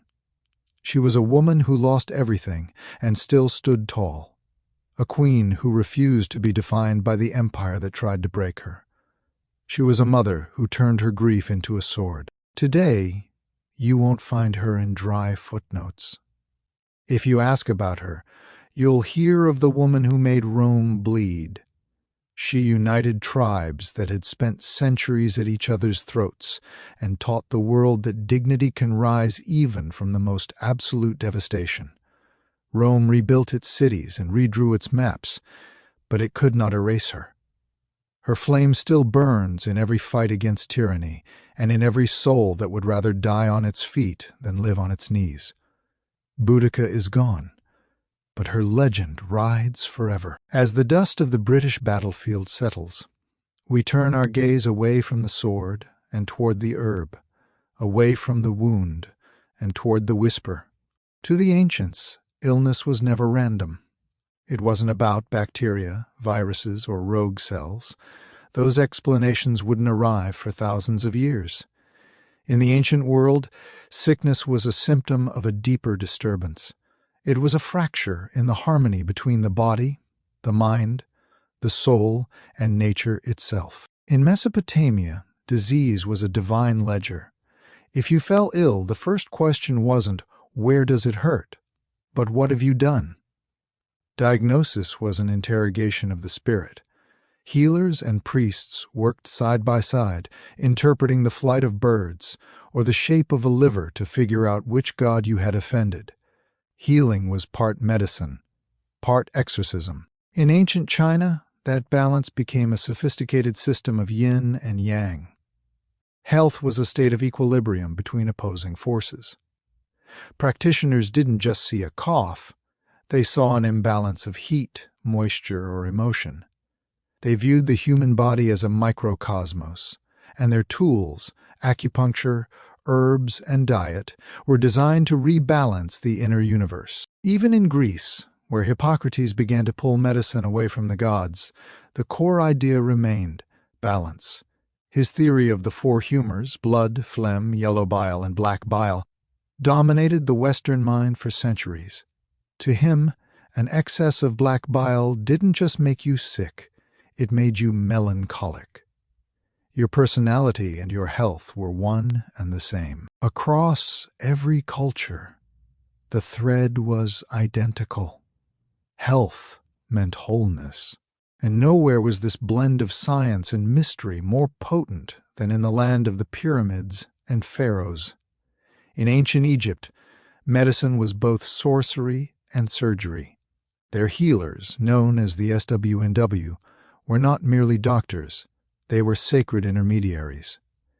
They knew that the body could bleed, bruise, and break, but they believed its ailments were never purely physical. To an Egyptian healer, a broken bone was a physical fact, but the infection that followed might be the work of a restless spirit or a hidden curse. They were among the first to perform complex surgeries, to set fractures with wooden splints, and to use moldy bread, a primitive precursor to penicillin, to treat infections. Yet, every bandage was wrapped with a prayer, and every potion was brewed with a spell. In the shadow of the Great Sphinx, the SWNW listened to the pulse of their patients, but they were also listening for the invisible forces of the universe. They believed that to truly heal the man, you had to first reconcile him with the gods, because in Egypt, life didn't end at the skin. It flowed out into the Nile, up into the stars, and deep into the Duat. In the shadow of the pyramids, the spirit, the gods, and even the echoes of the afterlife were present in every sick room. For the ancient Egyptians, there was no wall between the physical and the metaphysical. If you were suffering, it wasn't just your body that needed mending. It was your place in the universe. Much of our understanding of this world comes from the Ebers Papyrus, a massive 110-page scroll dating back to around 1550 BCE.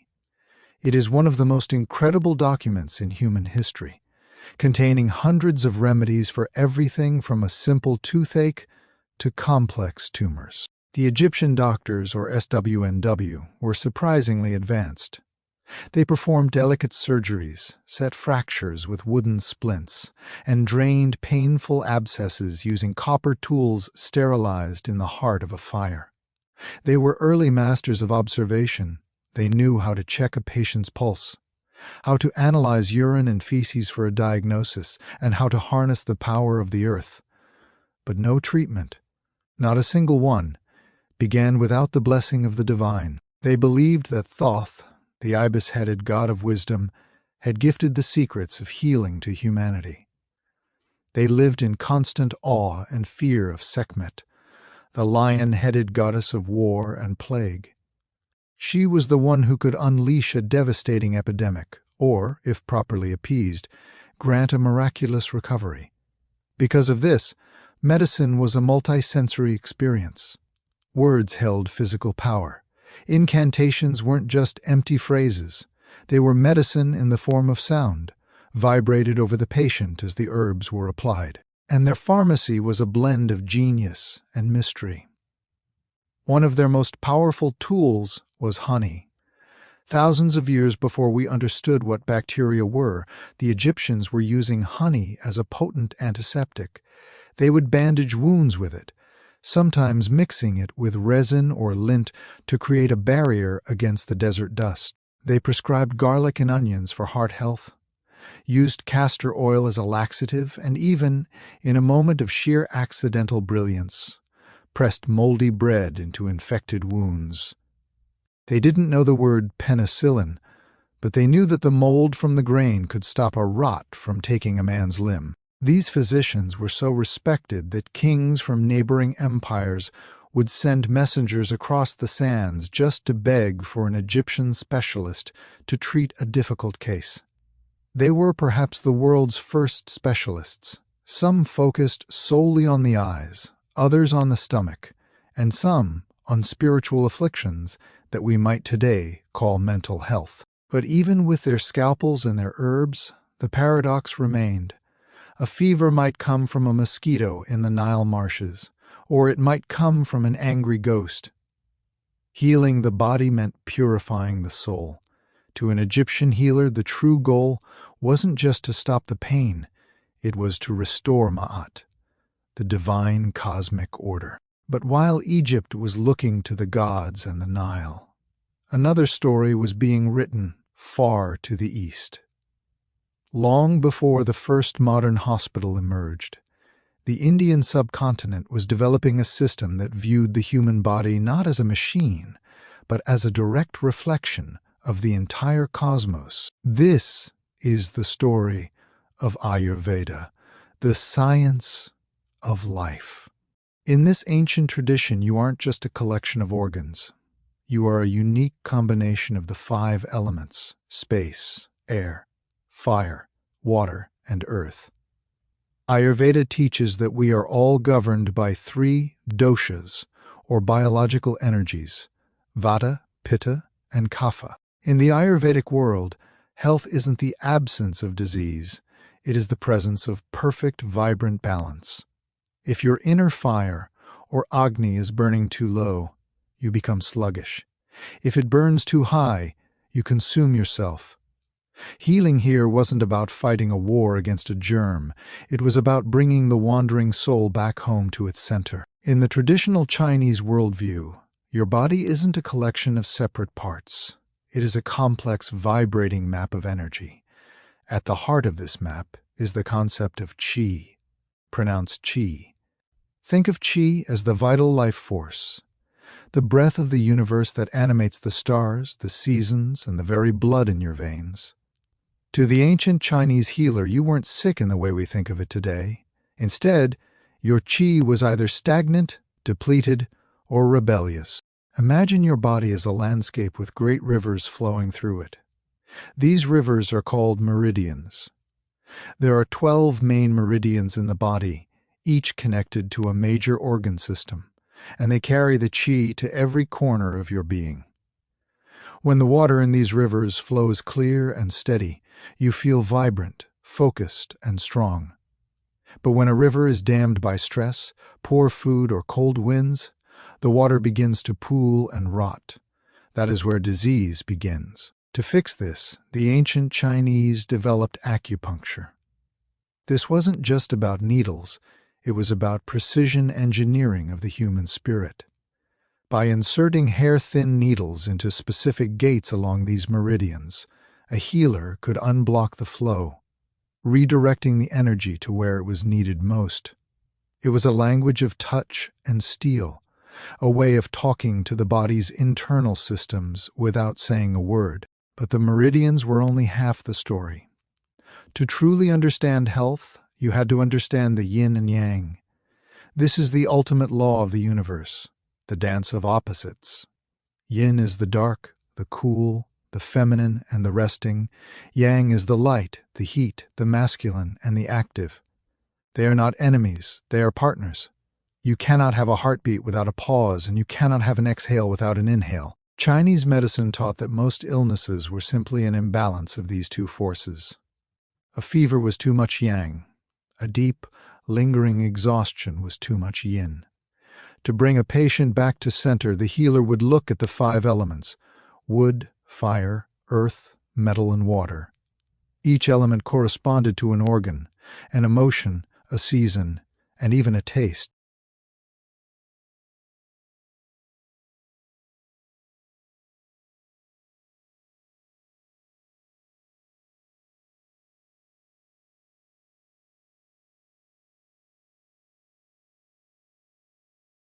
If you were angry and had red eyes, your wood element, the liver, was on fire. If you were constantly worried and had poor digestion, your earth element, the spleen, was dampened. The cure wasn't a generic pill, it was a symphony of adjustments.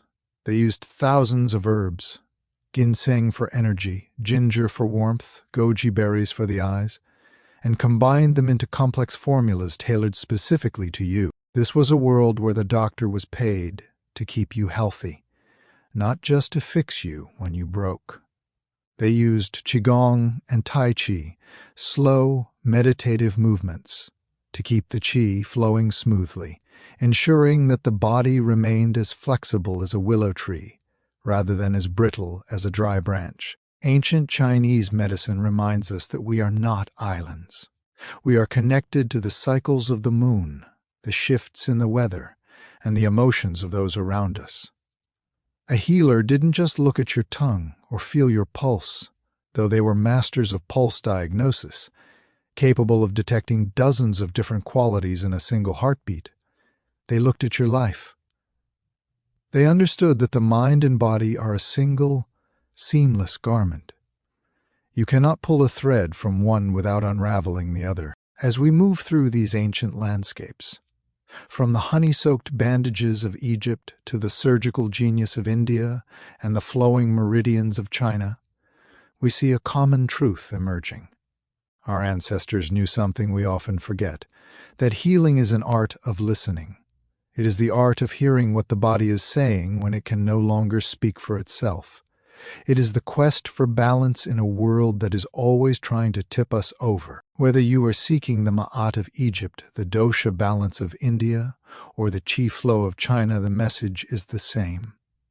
You are a miracle of equilibrium, and your health is the most beautiful poem the universe has ever written.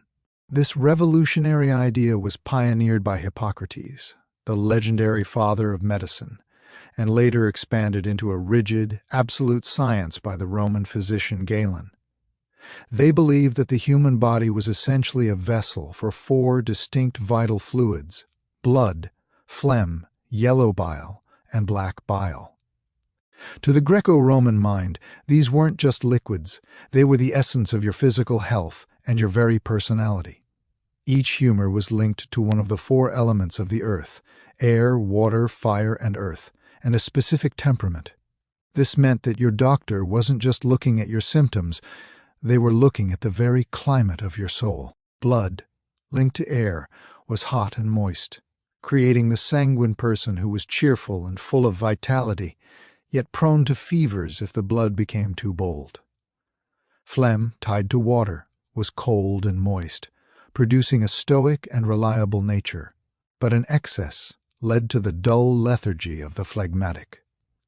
Yellow bile, the fire within, was hot and dry, driving the ambitious and decisive choleric leader, though it could easily tip into aggression. Finally, there was black bile, linked to earth, cold and dry, which belonged to the melancholic, the deep thinker and the artist. But when it grew stagnant, it was blamed for the heavy, suffocating darkness of depression. Diagnosis in this era was an exercise in intense, sensory observation. A physician would arrive at your bedside and begin a thorough investigation without a single modern tool. They had only their eyes, their hands, and even their sense of smell. They would examine the clarity of your eyes, the texture of your skin, the smell of your breath, and the qualities of your pulse. Was it bounding like a deer or sluggish like a swamp? They would meticulously inspect urine and feces, looking for sediment or color changes that signaled which humor was out of alignment. The treatment was often as visceral as the diagnosis, focused entirely on restoring the balance at any cost. If a patient was suffering from a fever, the physician saw an overheating of the blood, and the solution was the infamous practice of bloodletting, using leeches or small incisions to drain the excess fluid and cool the body down. If you were suffering from a cold, phlegmatic illness, you were prescribed hot and dry remedies like mustard, garlic, or intense exercise to burn off the dampness. Galen took these ideas to the extreme, conducting complex dissections on animals to map out anatomy, and his writings became the absolute law of the medical world. For centuries, Galen's word was final. If he said the heart worked a certain way, that was the truth, even if a doctor's own observations suggested otherwise. His influence was so massive that it effectively put Western medical progress into a deep freeze for over a millennium. Yet, despite the leeches and the sometimes gruesome surgeries, there was a profound wisdom in the Greco-Roman approach. Like the healers of India and China, they understood that the person and the disease are inseparable. They recognized that your environment, your diet, and your emotional state directly influenced your physical health. They prescribed regimens, a combination of specific foods, baths, massages, and even theater or music, to bring the humors back into harmony. As the Roman Empire eventually buckled and collapsed, these vital medical scrolls didn't simply vanish into the dust. They traveled across the burning sands to the great intellectual hubs of the Islamic world, where scholars would translate, challenge, and refine these ideas, merging the logic of the Greeks with the clinical observations of the East. They would preserve the light of medicine through the darkest centuries, waiting for the moment it would return to a plague-torn Europe to spark the Renaissance. Whether it was the honey of Egypt, the needles of China, the surgeries of India, or the humors of Rome, the message across the ages remains the same. We are not just bodies, we are reflections of the world around us, and our health is the beautiful, fragile art of staying in balance. The theory of the four humors, blood, phlegm, yellow bile, and black bile, became the very foundation of Western logic. Each of these fluids was a mirror to the world outside, corresponding to air, water, fire, and earth. To the Greco-Roman mind, health was not a static state, but a delicate, shifting equilibrium. If you were feverish, restless, and aggressive, you were suffering from an excess of yellow bile, a choleric imbalance that needed cooling. If you were pale, sluggish, and cold to the touch, you were drowning in an overload of phlegm. Treatment, therefore, was a visceral effort to restore the scales through bloodletting, purging, specialized diets, and ritual baths. But the Greeks went deeper than just fluids. They were the first to champion the healing power of the environment and the discipline of observation. The Hippocratic Oath, which still vibrates through the halls of modern hospitals, urged physicians to first do no harm and to treat the person, never just the symptom. Hippocrates taught his students to look at the winds, the quality of the local water, the shifting of the seasons, and even the flicker of a patient's mood. This was a holistic science, best seen in the great healing sanctuaries known as Asclepia. Named after the god Asclepius, these were spiritual retreats carved into the hillsides. Patients would undergo ritual purifications and then sleep in sacred dormitories, hoping for a healing dream sent by the divine. It was a place where reason and religion walked hand in hand, where exercise and diet were considered just as sacred as prayer. In Rome, this practice reached its peak with Galen. Having served as a physician to both gladiators and emperors, Galen was a man of action. He performed daring dissections on animals to map the human anatomy, and wrote hundreds of texts that standardized medical knowledge across the known world.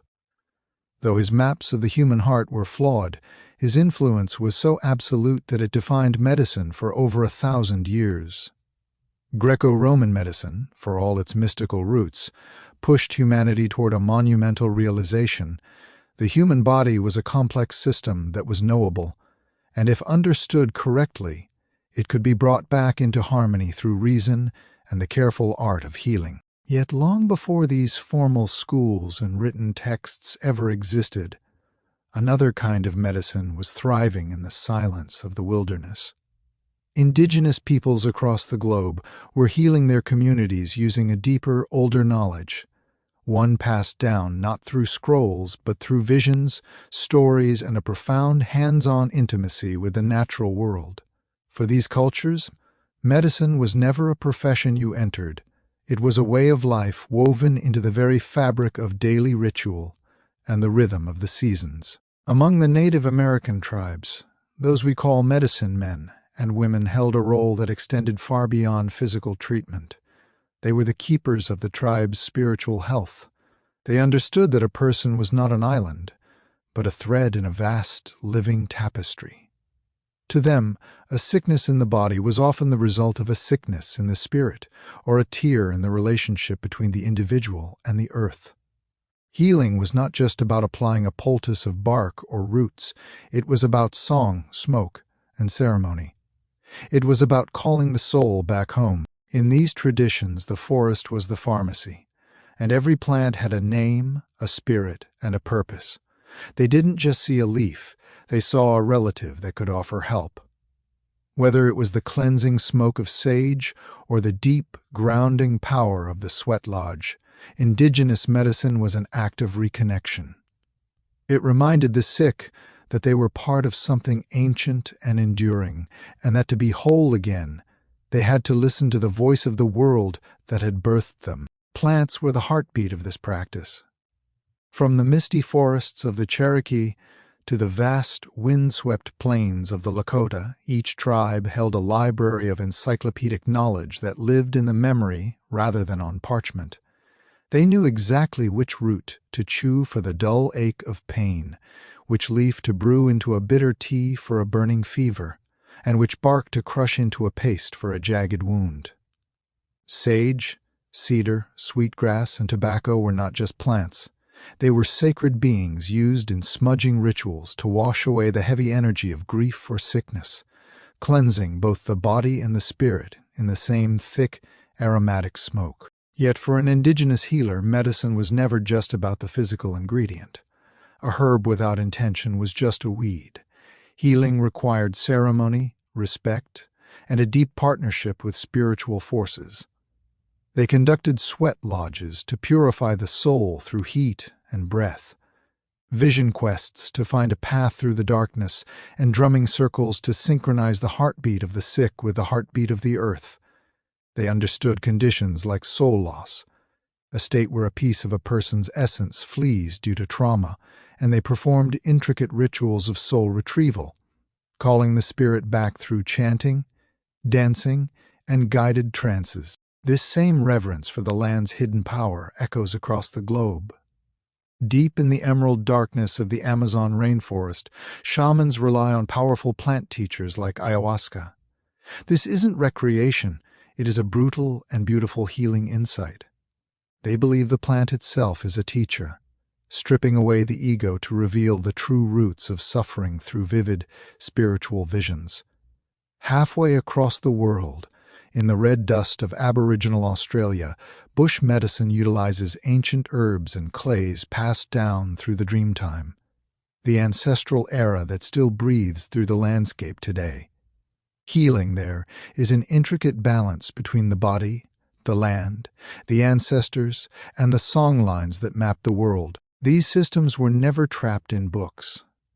They lived in the rhythm of the dance, the melody of the song, and the contours of the mountains. To the indigenous healer, modern medicine may have its cold machines and sterile laboratories, but the earth has always been the first and most powerful pharmacy. They remind us that healing isn't just about defeating a disease, it's about remembering who we are and where we belong. Across every ancient civilization, from the Nile to the Amazon, there was one unbreakable constant: the conviction that true healing required the spirit. Whether illness was seen as an imbalance of fluids, a divine punishment, or a breach with sacred forces, the doorway to recovery was always ritual. In Mesopotamia, long before the first formal medical schools, people turned to priests and exorcists to battle the unseen. Clay tablets from the cradle of civilization reveal a world where healing was a holy war. Chants were whispered with the same urgency as poultices were applied, and every herb was a prayer against the darkness. As we look back at these ancient ways, we see a world where the healer was a bridge between the visible and the invisible. They knew that to fix the wound, you had to speak to the wind. And perhaps in our modern world of fast cures and cold science, there is still something to be learned from the quiet wisdom of those who knew that a body cannot be healthy if the soul is wandering. In ancient Egypt, no physician would dare approach a patient without first invoking the heavens. Before a single drop of honey was applied to a wound or a linen bandage wrapped around a broken limb, the healer would recite ancient prayers to Thoth, the god of wisdom, or Sekhmet, the lion-headed goddess who held the keys to both healing and wrath. To the Egyptian mind, illness was never just a physical attack from the environment. It was a cosmic imbalance. True healing meant more than closing a wound. It meant realigning the patient with Ma'at, the foundational principle of truth, balance, order, and universal harmony. This same spiritual architecture is found across the African continent. Traditional healers, known in various cultures as ngangas or sangomas, utilized the visceral power of drumming, dancing, and divination to diagnose the roots of a patient's suffering. They didn't just look for symptoms. They spoke with ancestors and summoned spirits, often entering deep, trance-like states to travel through the spiritual realm to negotiate for their patient's life. Herbs were respected and widely used, but the unseen world was always the first port of call. Even in the supposedly rational world of classical Greece, the bridge between science and spirit remained strong. In the sacred healing temples known as Asclepiae, medicine was a multi-day journey of the soul. Patients underwent rigorous purifications, fasting and prayer before entering the enkoimateria, sacred dormitories where they slept beneath the towering statues of Asclepius. They hoped for a dream incubation, a divine vision sent by the god of healing himself. These dreams were not dismissed as mere imagination. They were interpreted by temple priests to guide the actual medical treatment. Ritual was not a product of superstition. It was a structure. It gave a scannable shape to suffering, a language to the wordless experience of pain, and a sense that illness had a deeper meaning. Through symbolic acts, fear was transformed into hope, and chaos into control. Modern science now studies the placebo effect and the profound impact of intention and belief on the immune system, but the ancients didn't need our data. They already understood that a word spoken in reverence can often heal deeper than any bronze blade, because not all wounds are visible, and not all medicine is made of matter. Yet when the blade was necessary, the ancients were shockingly proficient. When we think of ancient surgery, we often imagine crude tools and unbearable agony, but the reality is far more human and far more impressive. Across the ancient world, surgery was practiced with a precision that borders on the miraculous. These early healers worked without x-rays, modern anesthesia, or sterile laboratories, but they possessed a deep, visceral understanding of anatomy earned through generations of observation and the brutal necessity of survival. In India, this surgical courage reached its zenith in the Sushruta Samhita. Written over 2,000 years ago, this text is a masterpiece of medical literature, detailing more than 300 surgical procedures. Its author, Sushruta, is rightfully considered the father of surgery. He didn't just treat wounds, he studied the very mechanics of life. Sushruta and his followers understood the circulation of fluids and the placement of vital points. They performed cataract surgeries using a curved needle to push the clouded lens out of the way, and they developed complex methods for treating kidney stones and intestinal blockages. It was a world where the healer's hands were guided by a mixture of cold, hard skill and a profound respect for the life force they were attempting to preserve. Sushruta's toolkit was as varied as it was sharp: forceps, scalpels, probes, and needles made of iron or carefully honed stone. He was a man far ahead of his time, emphasizing the absolute necessity of hygiene, surgical preparation, and the study of anatomy through dissection. Though his dissections were often limited to animals due to cultural taboos, his surgical wisdom was so profound that it eventually traveled across oceans and deserts, influencing Islamic medicine and the Western world centuries after his death. In the sun-baked land of Egypt, surgical knowledge was inseparable from ritual. Papyrus scrolls provide us with a window into their world, revealing detailed procedures for stitching deep wounds, treating dislocated limbs, and draining painful abscesses. We have found the physical evidence in their tombs: bronze knives, bone saws, and cauterizing rods designed to sear flesh and stop bleeding. Perhaps most astonishing was their practice of trepanation, the act of cutting a hole into the human skull to relieve pressure or treat traumatic head injuries. This wasn't a death sentence. Archaeologists have discovered hundreds of trepanned skulls from Egypt to pre-Columbian Peru that show clear signs of bone regeneration. This means the patients didn't just survive the surgery, They lived for years afterward.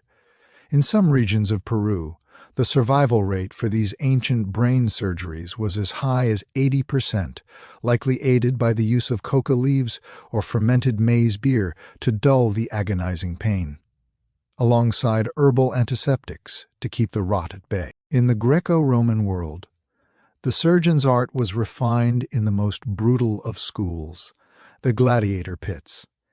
Galen spent years treating the mangled bodies of fighters, gaining a level of insight into the nervous system and vascular pathways that no textbook could provide. Roman military surgeons took this further, developing battlefield efficiency with the use of clamps and ligatures to tie off bleeding arteries. These weren't butchers.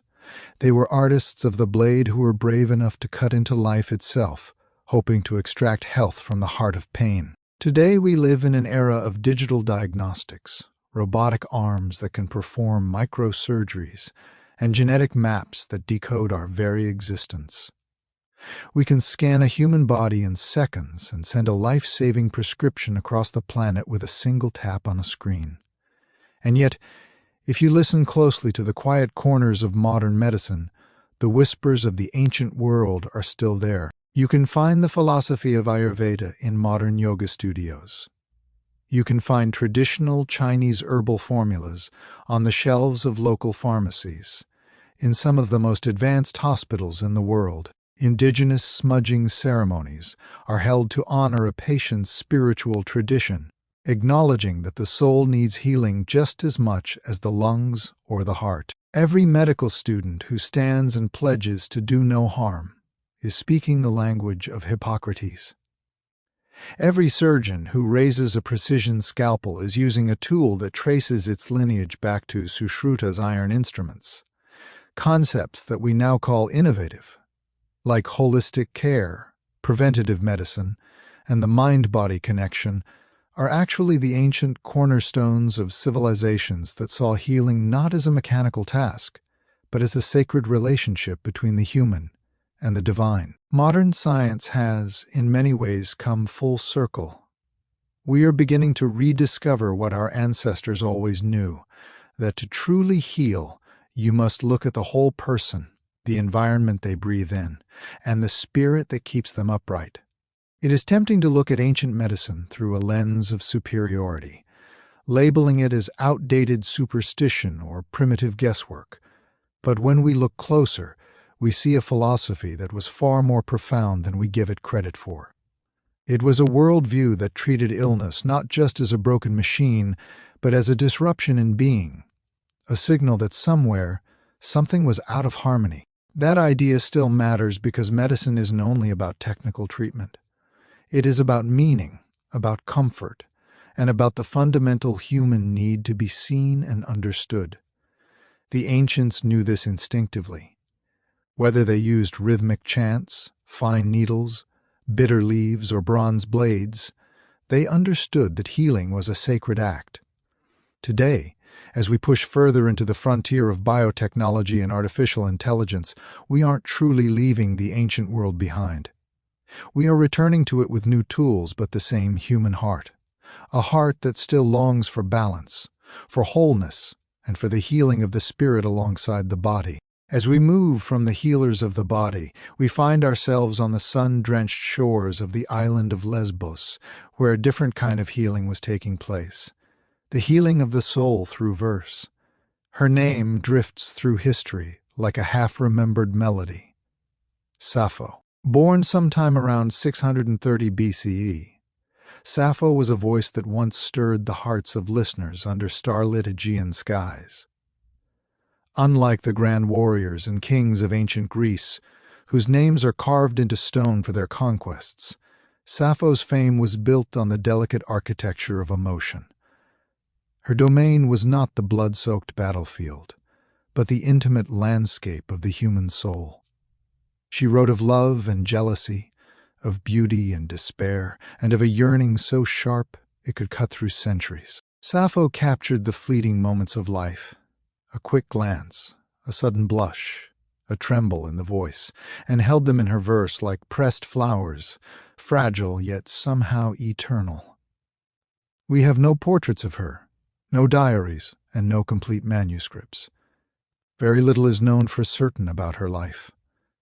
What we possess are traces, a few lines preserved by ancient scholars, quotes embedded in other works, and the haunting ruins of papyrus scrolls that were nearly lost to time. And yet, these fragments shine with a brilliance that led the philosopher Plato to call her the 10th Muse.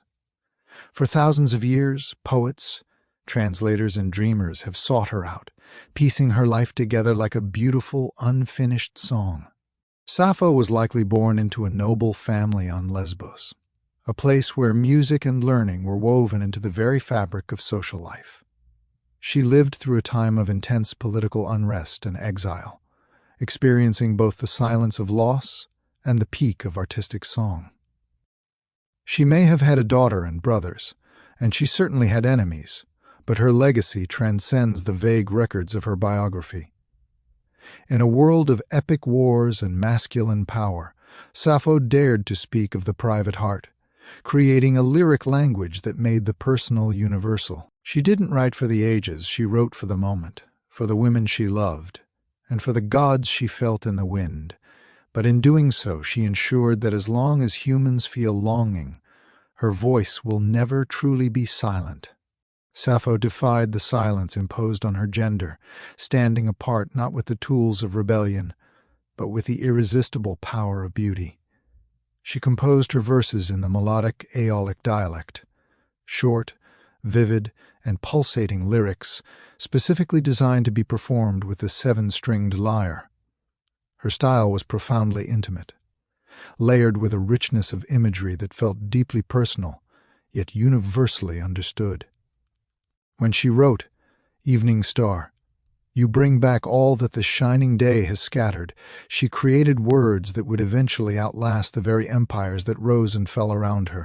Then, as quietly as she had emerged into the historical record, she began to fade. Much of her life's work was lost to the tides of time, burned in fires, buried in the sands, or intentionally dismissed by later eras that feared the honesty of her voice. But what survived serves as an undeniable proof. Sappho didn't need towering marble monuments. Her poems were her monument. Today, when we speak of passion in verse, of love without shame, or of a longing that defies the reach of centuries, we are still whispering her name. To truly understand Sappho, you must first understand Lesbos, the island that cradled her spirit. Lesbos was no intellectual backwater. In the ancient Greek world, it was a flourishing hub of art, music, and philosophy. With its fertile valleys, silver-green olive groves, and coastal winds scented with salt and wildflowers, the island was both a physical paradise and a cultural gem. It didn't strive to be Athens. It had its own rhythm, slower, more sensual, and steeped in a long lyric tradition. Here, music was not a mere decoration of life, it was an act of devotion.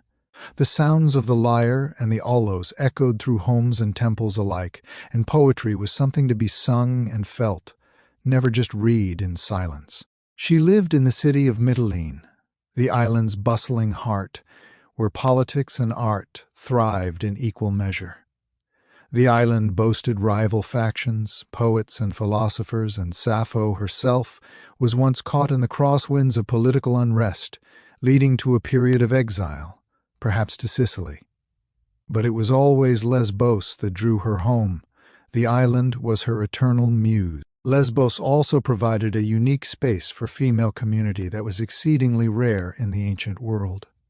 Aristocratic girls were educated in the musike, the arts of the muses, encompassing music, poetry, and ritual. Many scholars believe Sappho led a thiasos, a sacred creative sisterhood where young women learned the art of lyric poetry, dance, and devotion to the goddess Aphrodite. This was not formal schooling in the modern sense, but a deep, intellectual, and emotional mentorship. Sappho wrote directly to the women within this circle, not as abstract muses, but as real breathing presences in her life. She addressed them by name, mourned their departures when they left for marriage, celebrated their grace, and confessed her love with a searing, sometimes painful honesty. In one haunting fragment, she writes, "I have not had one word from her. I beg you, bring her back to me." These lines do not emerge from the grandiosity of myth or the distance of theater. They come from a lived world, a circle of women singing by lamplight, weaving the rawest human emotions into a mortal song. Sappho's legacy was eventually distorted by centuries of scandal and speculation, but Lesbos remained the true soil from which her truth grew. It was never just a location on a map. It was a cultural cradle of passion, artistry, and female expression. Sappho didn't just live on Lesbos. She became its breath, its heart, and its voice. In an age when the grand epics of Homer were busy praising gods and heroes, and men were filling scrolls with the bloody details of battles and conquests, Sappho turned her gaze inward to the heart. She did not sing of war. Instead, she sang of a trembling hand, a shy glance, and a voice so beautiful it made her body shiver. She stands as one of the first poets in Western history to write in the first person, the I. She wasn't just narrating events from a distance, she was feeling them in real time. And what she felt was a complex spectrum of love, longing, jealousy, tenderness, and desire. Most astonishing of all, she wrote as a woman, to women, about women. In ancient Greece, a woman's voice was typically confined to the domestic sphere or stifled entirely. Public life, literature, politics, and philosophy were the guarded domains of men. Yet Sappho stepped beyond those walls, not through loud rebellion, but through the irresistible pull of rhythm. Her poetry did not demand space, it created its own private universe, where emotion was not a sign of weakness, but a source of immense power. Within that space, she did something radical. She named the women she loved. She refused to reduce them to abstract symbols or distant metaphors. She remembered the specific, intimate details, their laughter, the scent of their perfume, and the particular way they braided their hair. In one of her most famous fragments, she describes the physical agony of seeing a beloved sitting with someone else. He is equal to the gods, that man who sits beside you, who listens to your sweet voice and watches your lovely laughter. Oh, it makes my heart beat fast. Here, Sappho is the quiet onlooker, watching the woman she adores speak to another. Her jealousy isn't loud or aggressive, it is aching, quiet, and deeply human. In just a few lines, she captures the full weight of unrequited love, a feeling that every listener, whether in an ancient amphitheater or a modern bedroom, can instantly recognize. Her words carried the erotic, but they were never vulgar. She approached sensuality with the delicate care of a painter, focusing on the curve of a neck, the softness of a sleeper's breath, or the way moonlight silvered the skin. To Sappho, beauty and intimacy were inseparable. They were one and the same. Because of this radical honesty, later centuries often misunderstood or censored her. Some scholars tried to erase the queerness of her writing, while others mythologized her heartbreak into a simplified tragedy. But none of that can diminish the enduring truth of her voice. She was a woman who wrote honestly, lyrically, and bravely about love, not as a theory to be debated, but as a life to be lived deeply, openly, and without apology. Sappho didn't just write poetry, she composed music for the soul. In her world, verses were never meant for silent reading or cold analysis. In ancient Greece, poetry was a living thing. It was sound, breath, and vibration. Her chosen form was the lyric, a style so short and intensely personal that it demanded to be performed with a lyre, that small stringed instrument cradled in the lap and plucked gently, while the voice carried the words like a warm breeze over the Aegean Sea. This is the very heart of lyric poetry, and it is exactly where our modern word lyrical comes from. Unlike the sweeping epics of the era, Sappho's work didn't tell long tales of blood-soaked battlefields or the grand designs of the gods. The lyric was a whisper, a secret confession, a love letter sung beneath the shade of fig trees or in the soft glow of candle-lit rooms. Sappho was its undisputed master, crafting her poems in Aeolic Greek, a regional dialect naturally rich in softness and rhythm. She pioneered a specific meter, now known as the Sapphic stanza, which flows with a heartbreakingly beautiful beat, 3 long, rhythmic lines followed by a shorter, punchy one, sounding very much like a heavy sigh at the end of a longing thought. Imagine her performing these songs, surrounded by her circle of women, students, companions, perhaps even priestesses. These gatherings were spaces of rare freedom where emotion, song, and the body were not fragmented, but whole. Through these performances, Sappho didn't just create poems, she created a culture, training others in the delicate art of composition. We can only dream of what it sounded like.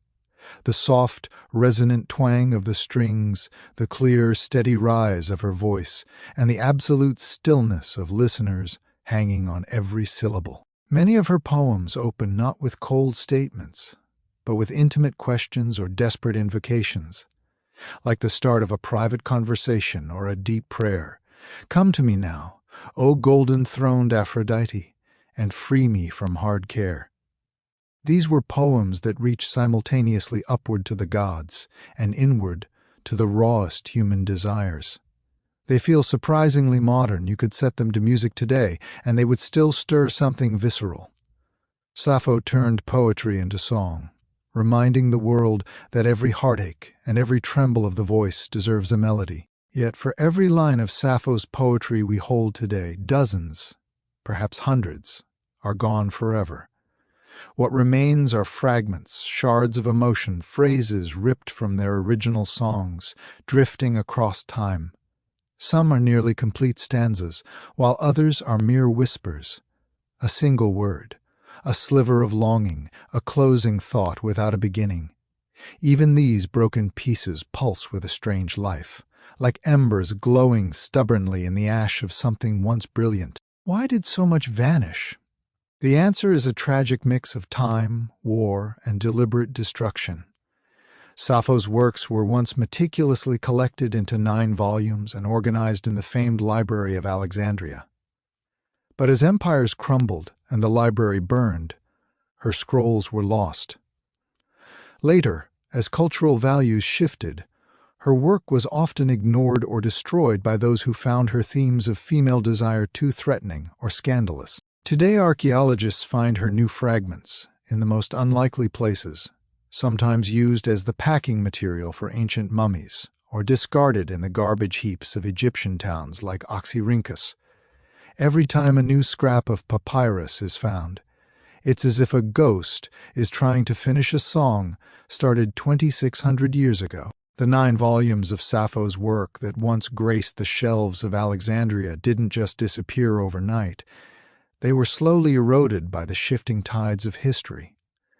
These scrolls were likely copied, recited, and cherished throughout the classical world, traveling from the ports of Lesbos to the villas of Rome.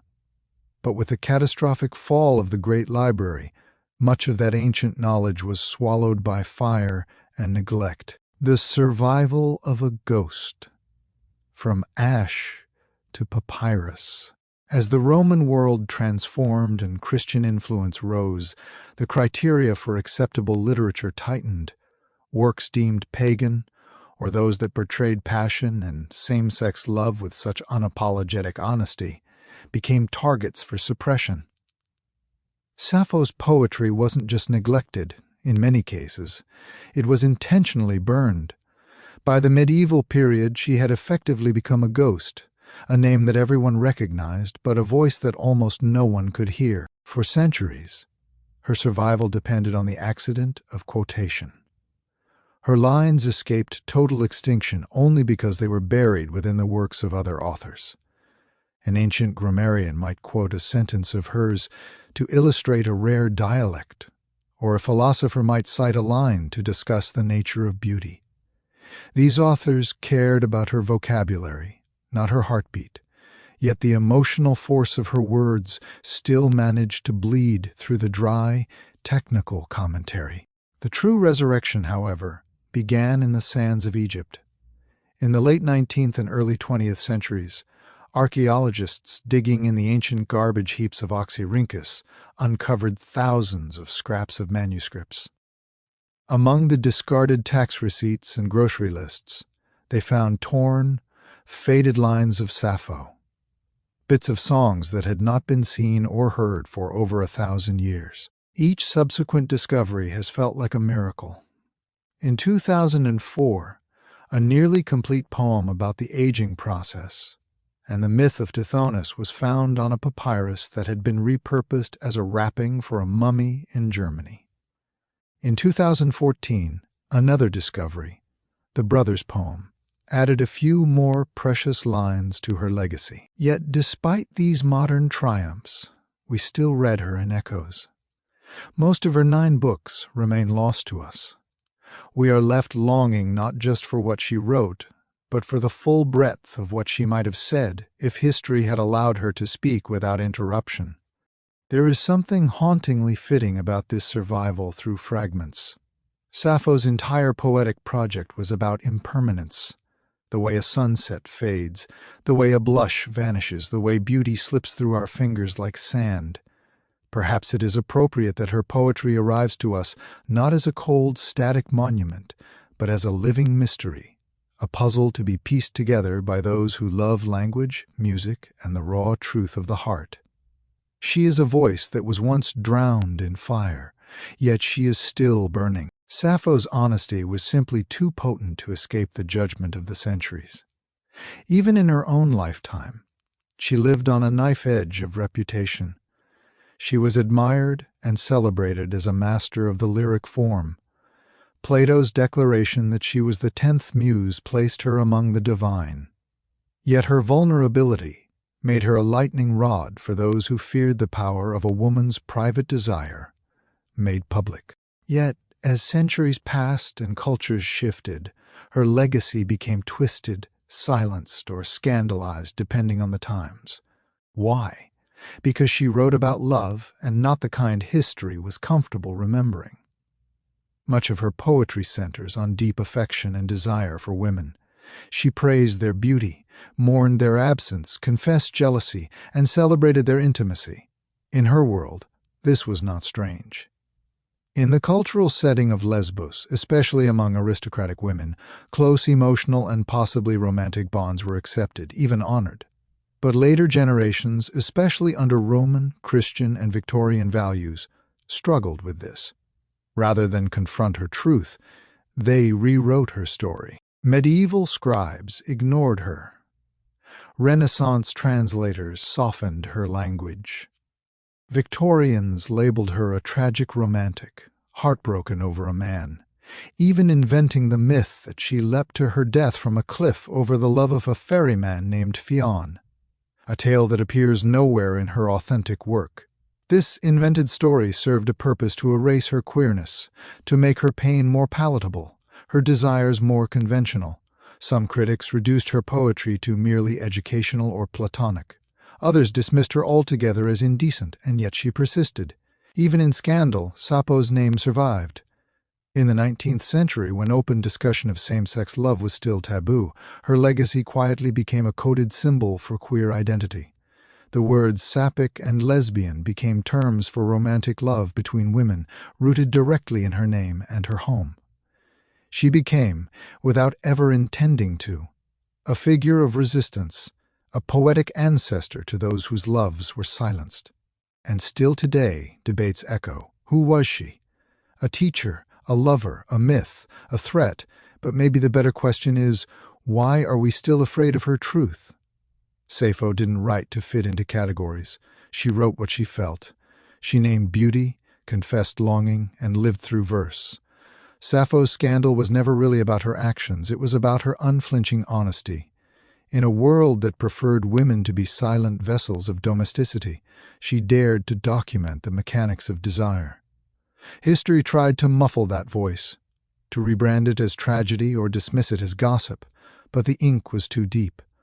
If one divine presence hovered over every word she ever wrote, it was Aphrodite, the goddess of love, beauty, and the irresistible pull of the heart. To Sappho, Aphrodite was far more than a statue in a temple or a character in a myth. She was a muse, a confidant, and a constant companion through every peak of passion and every valley of heartbreak. Many of her most powerful verses aren't just poems.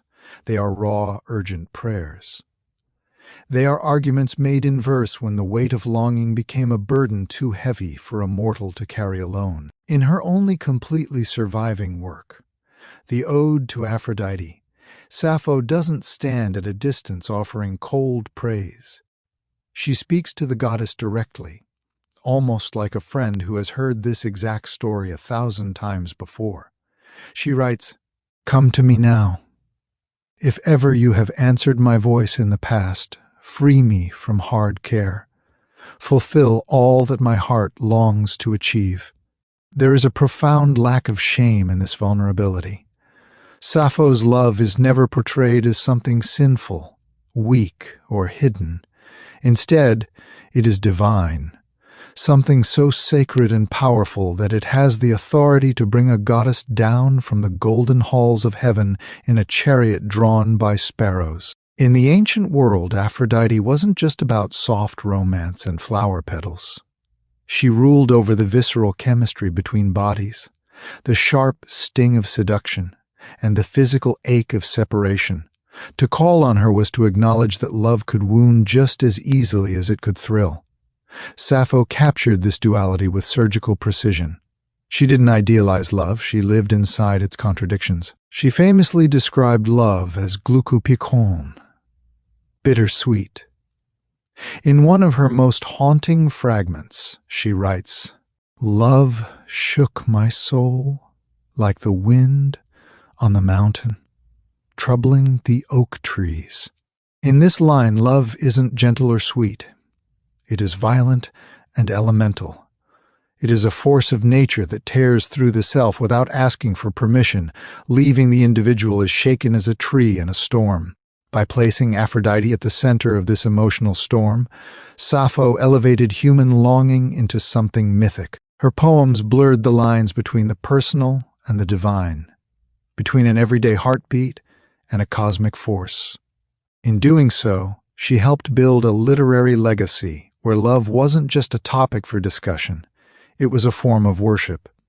For Sappho, Aphrodite was a mirror, a deity who reflected back all the intensity, the confusion, and the staggering beauty of the human heart.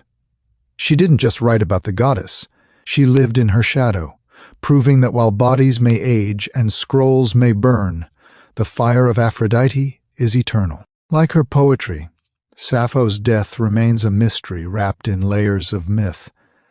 No one knows exactly when she passed, how old she was, or where she spent her final years. Some believe she died peacefully on her beloved Lesbos, surrounded by the rhythm of the sea and the songs she had spent her life perfecting. However, later traditions, particularly those of Roman poets, spun a more dramatic and tragic fable. They claim she leapt to her death from the white cliffs of Lefkada, driven to despair by an unrequited love for a handsome ferryman named Faun. Yet, there is no historical evidence to support this. It feels more like a deliberate invention by a later, male-dominated literary tradition, a way to reframe the powerful voice of a woman who loved women into a convenient heterosexual tragedy. It turned a master of the lyric into a victim of unreturned affection for a man. A neat ending, perhaps, but a false one. The truth is both simpler and more profound. Sappho disappeared as quietly as she arrived. For centuries after her death, her work flourished. She was studied by philosophers, quoted by the greatest playwrights, and performed in theaters across the Greek world. Her legacy was organized into 9 massive volumes, a treasure trove of verse that for a time rivaled even the fame of Homer. But history is rarely kind to voices that challenge its norms. As the Roman Empire rose and Christian moral codes began to dominate the Mediterranean, Sappho's openly emotional and sensual poems fell out of favor. Her writings were no longer recopied by scribes. Her volumes were left to decay in libraries that would eventually burn or crumble. Some historians believe her works were even intentionally targeted and destroyed by early church officials who viewed her songs as a dangerous influence. By the Middle Ages, Sappho had become a name without a voice, a ghost in the archives. It would take over 1,000 years for her verses to resurface, unearthed from the literal trash heaps of ancient Egypt or found as fragments quoted in dry ancient grammars. Piece by piece, she was reborn. Her resurrection didn't come through the myths of tragic leaps or legendary heartbreaks, but through the sheer stubborn survival of her words on scraps of papyrus. Her death may be lost to time, but her disappearance was never total. Today she stands as a symbol of the endurance of the human spirit. She reminds us that even when empires burn and libraries fall, the honest expression of the heart has a way of finding its way back to the light. Sappho remains the 10th muse, not because of the myths told about her, but because of the truth she spoke. Sappho lingered in whispers, in stolen lines scribbled in margins, and in the persistent ache of voices that refused to be forgotten. She didn't need a heroic or dramatic death to secure her place in history. Her poems were already immortal. In the silent gaps where her missing words once lived, we can still feel the shape of her spirit. Yearning, unfinished, but never truly gone. Sappho's life may be lost in shadows, her verses scattered and incomplete, but her influence has never dimmed. If anything, it has only grown stronger with time, like a candle that flickers but refuses to go out. In every age, someone has rediscovered her. During the Renaissance, scholars pored over her fragments, marveling at her delicate command of human emotion. In the Romantic era, poets like Byron and Shelley invoked her name to capture the intensity of passion. As the 19th and 20th centuries brought new conversations around gender and identity, Sappho became a symbol of queer resilience, feminine artistry, and emotional freedom. Her name lives on in the very fabric of our language. The word sapphic is used to describe romantic love between women, and lesbian, taken directly from the island of her birth, has become a global identity. These words are not just labels, they are echoes of her life, proof that a single voice can ripple across millennia and still reshape how we understand love and expression. Artists, writers, and musicians continue to be drawn to her flame. Painters have imagined her at the lyre, bathed in Aegean moonlight, while poets translate her again and again, each new version seeking the living pulse beneath the ancient words. Modern authors have reclaimed her, resurrecting her spirit in novels, songs, and plays that speak to a new generation. Through it all, one thing remains clear. Sappho speaks to something universal. It doesn't matter that her poems are broken or that her biography is blurred. What matters is the raw emotion that burns beneath the fragments, the trembling joy of desire, the sharp ache of separation, and the sacredness of beauty. These are feelings we all carry in our own hearts. She simply found a way to sing them. Perhaps that is her true immortality. It isn't found in marble statues or in scholarly footnotes, but in the way a few lines from over 2,600 years ago can still make someone pause, breathe, and feel less alone in their own longing. Sappho's gift was never just poetry, it was presence. She turned feeling into an art form and made longing a form of truth. In doing so, she became more than a poet. She became a mirror for anyone who has ever loved quietly, deeply, or in defiance of the world. As long as human hearts continue to break and heal through the power of language, Sappho will remain. She is not just remembered, she is felt.